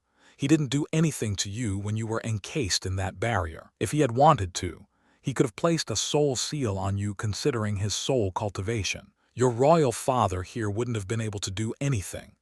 Emperor Ashton continued. "Even so, he didn't want to control you and only wanted to pressurize you into giving up. So you must know that he went easy on you and held back his strength a lot." Holy shit, even I didn't think this far ahead. Davis was stunned. Shirley contemplated for a moment and realized what her father told her was true. She peeked at Davis with a short glance. Her only visible eye caught hold of his figure. Davis smiled softly at her. She hurriedly turned her head away and blushed from being caught by his gaze. Davis felt that this was awkward and laughed wryly. For some reason, he didn't want to deny Emperor Ashton's fake claim. "Yes, yes, just a little push and this matter is settled." Emperor Ashton's eyes glowed with fervor. Just when he was going to continue with his bullshit, a voice sounded out. "Since the victor is determined, this marks the end of the Grand Sea Continent meet." That solemn voice from before echoed again. Everyone's attention turned to Emperor Ruth, as many youths identified him as the owner of that solemn voice. They looked at him point at the scoreboard. Their heads turned to the scoreboard as they let out shouts of joy. The scoreboard lit up in a stylish manner as fireworks made from energy exploded out in dazzling colors. First place, Davis Laureate. Second place, Shirley Ashton. Third place, 201st place, Elia. 454th place, Kent Caldon. 723rd place, Evelyn Caldon. Prince Davis, if you had revealed your cultivation even before the final competition started, we would have instantly and unanimously decided to give you the first place. I'm afraid that we have wasted your precious cultivation time," Emperor Ruth said as he flew down. "Thank you for your hospitality, Emperor Ruth. I learned a lot from this Grand Sea Continent meet, so I do not consider this a waste." Davis replied as he clasped his hand. "Right, you must have gained some experience regarding the ways of the world. If that is so, then I'm glad." Emperor Ruth nodded his head as he took a liking to this young lad. Even though Princess Shirley said that you have to be arrogant to deter the people who are after you, it isn't necessarily the case. It doesn't matter if you are arrogant or modest. You should be just ruthless enough to provoke fear into the hearts of your enemies. When Davis listened to his words, his eyes glowed as he was reminded of a specific character from a web novel in his previous world. "Thank you for your advice, Emperor Ruth." "Haha, no need for honorifics, just call me by my name."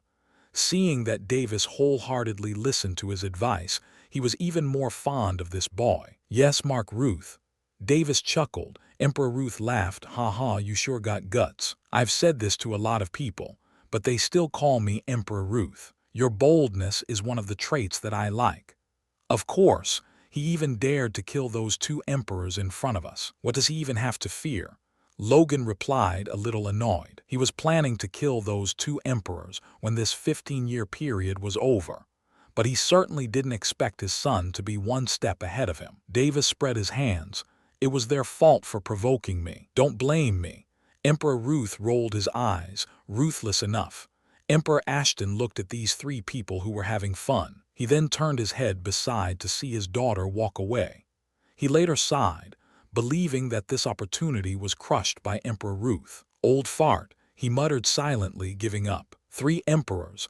I think it's time to mention the main purpose of this Grand Sea Continent meet to the top 200. A soul transmission sounded out in the minds of the three emperors who were in the battle stage. Logan, Emperor Ruth, and Emperor Ashton looked at Emperor Claymore and nodded their heads. "Everyone who is in the top 200, follow us to the pier, where we will board a small ship of the Guardian Alliance." Emperor Ross shouted out.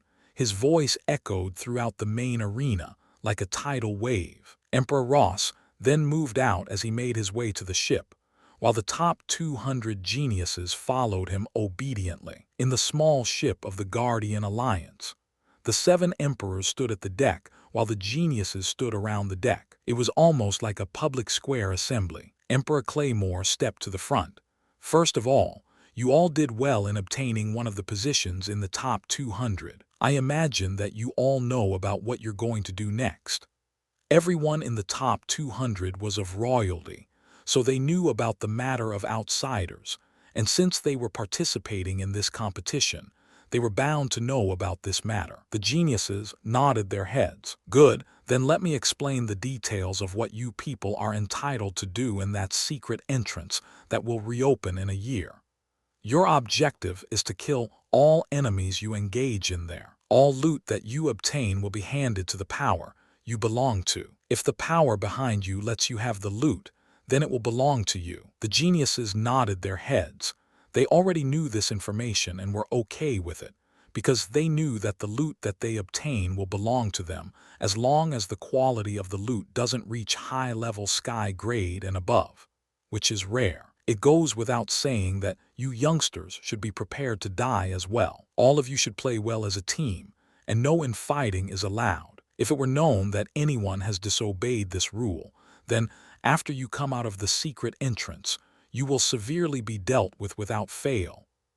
I imagine that all of you know what happened in our previous endeavor. It should not be a bloodbath for us like the last time, where you greedy youngsters lusted for the loot of our enemies and fought among yourselves, in which led the enemies to take advantage of us. Only a few came out alive of the 200 geniuses we sent. It was such a great loss on our part." Emperor Claymore had a disappointed look on his face. He then continued, "All of you would do well to not let that happen this time." Davis narrowed his eyes as he thought, did that have a relation to how father and mother met? And lastly, search for an entrance to their world. He sighed as he continued, "We still have not found an entrance to their world, and that's why they have an advantage over us. Unfortunately, it makes us unable to invade or scout their world." "Then what about Miss Isabella Ruth?" Davis asked. "She left through the main entrance where enemies comparable to us show up like ants." Emperor Ruth replied as worry was visible on his face. Davis nodded his head as he understood. "That's about it. Increase your cultivation states during this period and make sure to not ruin your potential." Emperor Ruth announced the end of the meet. "Come on, Davis, we're leaving," Logan said to Davis, then clasped hands to the other emperors. "We'll be leaving then. See you all at the secret entrance." They returned back the greeting and left with their respective people. In the Lauret Empire's ship that was returning to its empire, in a specific luxurious cabin. No tilde it hurts no more," Elia begged painfully. A hand skillfully touched her body, leaving a kind of white paste all over her skin in its advent. "Shut up. This will take away any remaining scars from your injuries." Davis was applying a sky-grade medicine on her body which had an effect on removing one's scars effectively. She was injured all over, as scars could be seen all over her body. During the second round of the final competition, she had received a lot of slashes from her opponents, resulting in injuries on her hands, wrists, thighs, and other delicate places. Davis had finished applying medicine on her arms and moved his arm to touch her thighs. "I'll do it. I'll do it myself." Elia hurriedly blocked him and screamed as her eyes began to turn misty. "You should have said that in the first place." Davis grinned.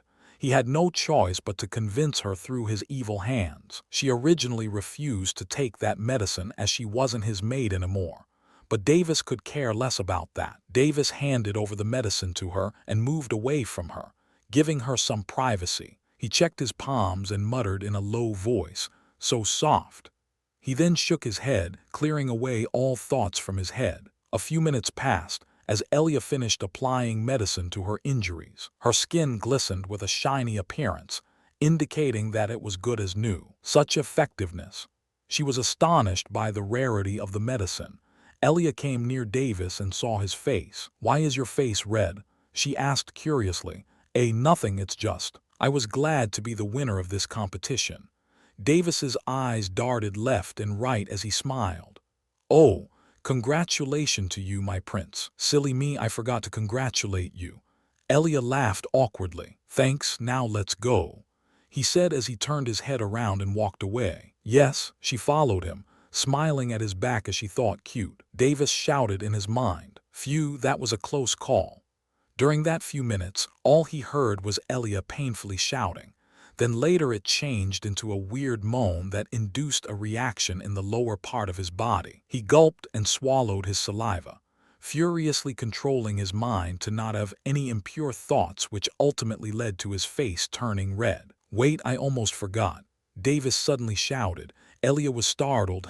Forgot? Forgot what?" "The gift. I told you that I'll give you a gift," Davis said as he took out a space ring from his own space ring. "This? No way. That is not something I deserve. This kind of gift. Even if I sell myself, I won't be able to obtain it." Elia panicked. "Then sell yourself, I shall buy you." Davis chuckled and inclined his head. Elia extended out her tongue. "Pay. I just now got out of servitude and you want me now to get into it again. No, can't do." "All right, enough bullshit. Here," Davis shoved the space ring into her hands. "If you don't want it, just throw it out," he said as he walked away. Elia was stunned. She held the space ring in her hands tightly as she thought, if you keep doing this, when will I be able to clear my debts away?" With her sane reasoning, she wouldn't throw it away no matter the case, as she knew how valuable this space ring could be in this grand sea continent. "Wait, take it back." In the same ship, in a particular cabin, a lonely figure rested on a bed as it looked outside the ocean through the window, as though it was thinking about someone. Knock. Suddenly, knocking sounds could be heard through the door. "You came after all." That figure had a faint smile on its face as it approached the door and opened it. "Evelyn, I've come to visit you. Why don't you invite your husband inside?" Davis grinned. Bang. The door was closed with a frightful force, so much that it startled him. "What?" Davis was stunned as he thought, "Doesn't she like me?"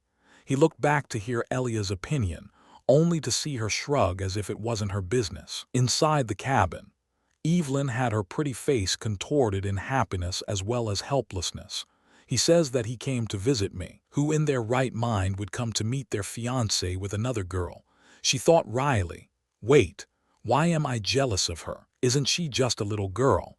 If I think normally, then she should possess no threat to me." Makes sense. She convinced herself as she patted her chest, making it bounce slightly. She then opened the door as she smiled. "Please enter, Prince Davis." Davis laughed wryly. "All right, I won't tease you anymore." Evelyn was astonished before turning back to head to a table. She giggled as she took a seat. Davis totally thought that the reason for her to close the door on him was because he called himself husband in front of her. He followed her into the room and took a seat at the table. He then suddenly turned back and saw Elia standing outside the door. "Elia, what are you waiting for? Come inside." Elia had a wry smile on her face. "It's fine, I'll stay outside," she said as she closed the door. Davis blinked and murmured to himself, "All right." He turned back his head to see a smile that was not a smile, plastered on Evelyn's face. "What is my prince here for?" Evelyn asked with a slight smile on her face. "To hear your voice," David involuntarily said as heard her melodious voice. "Ah, no." But he quickly denied it, only to realize that he made a mistake. There was an awkward moment of silence. But that awkwardness was only for Davis, as Evelyn only kept glaring at him as she lightly smiled. Davis laughed wryly. "It isn't like that. What I wanted to say was that I came here for another reason. Of course, I'm also here to see you, otherwise I would have just sent someone to tell you." "Another reason? What is it?" Evelyn quickly turned curious. "The matter of cultivating to the revolving core stage," Davis said, his face solemn. Evelyn narrowed her eyes as her expression turned serious. "Thanks for trusting me with this matter. I am indebted to you, my prince," she said in a sincere tone. "Don't be so fast. It's just that I don't know when I'll be able to finish researching about that, so I want you to understand that it might take more than a year. A year, I understand. She calmly replied. Wait, that's just the case when I'm confident about this. In truth, it could be worse and might take more than 10 years. More than 10 years. Her eyes shot wide open as she stared at Davis with an incredulous expression. He continued, I'm not deceiving you. It's just that I truly. Evelyn raised her hand, cutting him short from speaking any more words. No need to say any more. I've already waited a year for this. A few more years isn't going to make any difference. Besides, with my talent, there's a limit to what I'll achieve in the future without your help. Furthermore, I am depending on you when we aren't even married, and you are taking a huge leap in even trusting me in the first place. She then took a deep breath. It's not even a stretch to say that you are already treating me as your wife. Her cheeks turned red as she said that while her expression turned complicated. Davis was stunned. His eyes were wide open as he tried to comprehend the words she said. Oh, okay, Tilda, he replied, quite flabbergasted and overwhelmed. This, you believe me? Davis asked with a startled expression on his face. I want to and have no choice but to.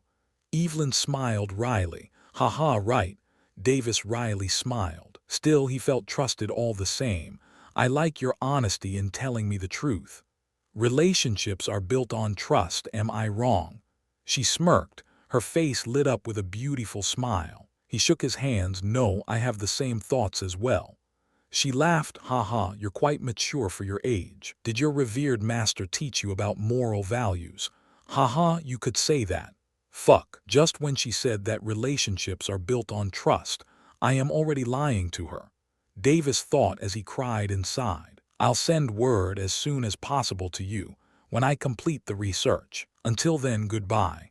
Davis stood up. He felt guilty all of a sudden. Besides, Elia was waiting for him outside, so he decided to leave sooner.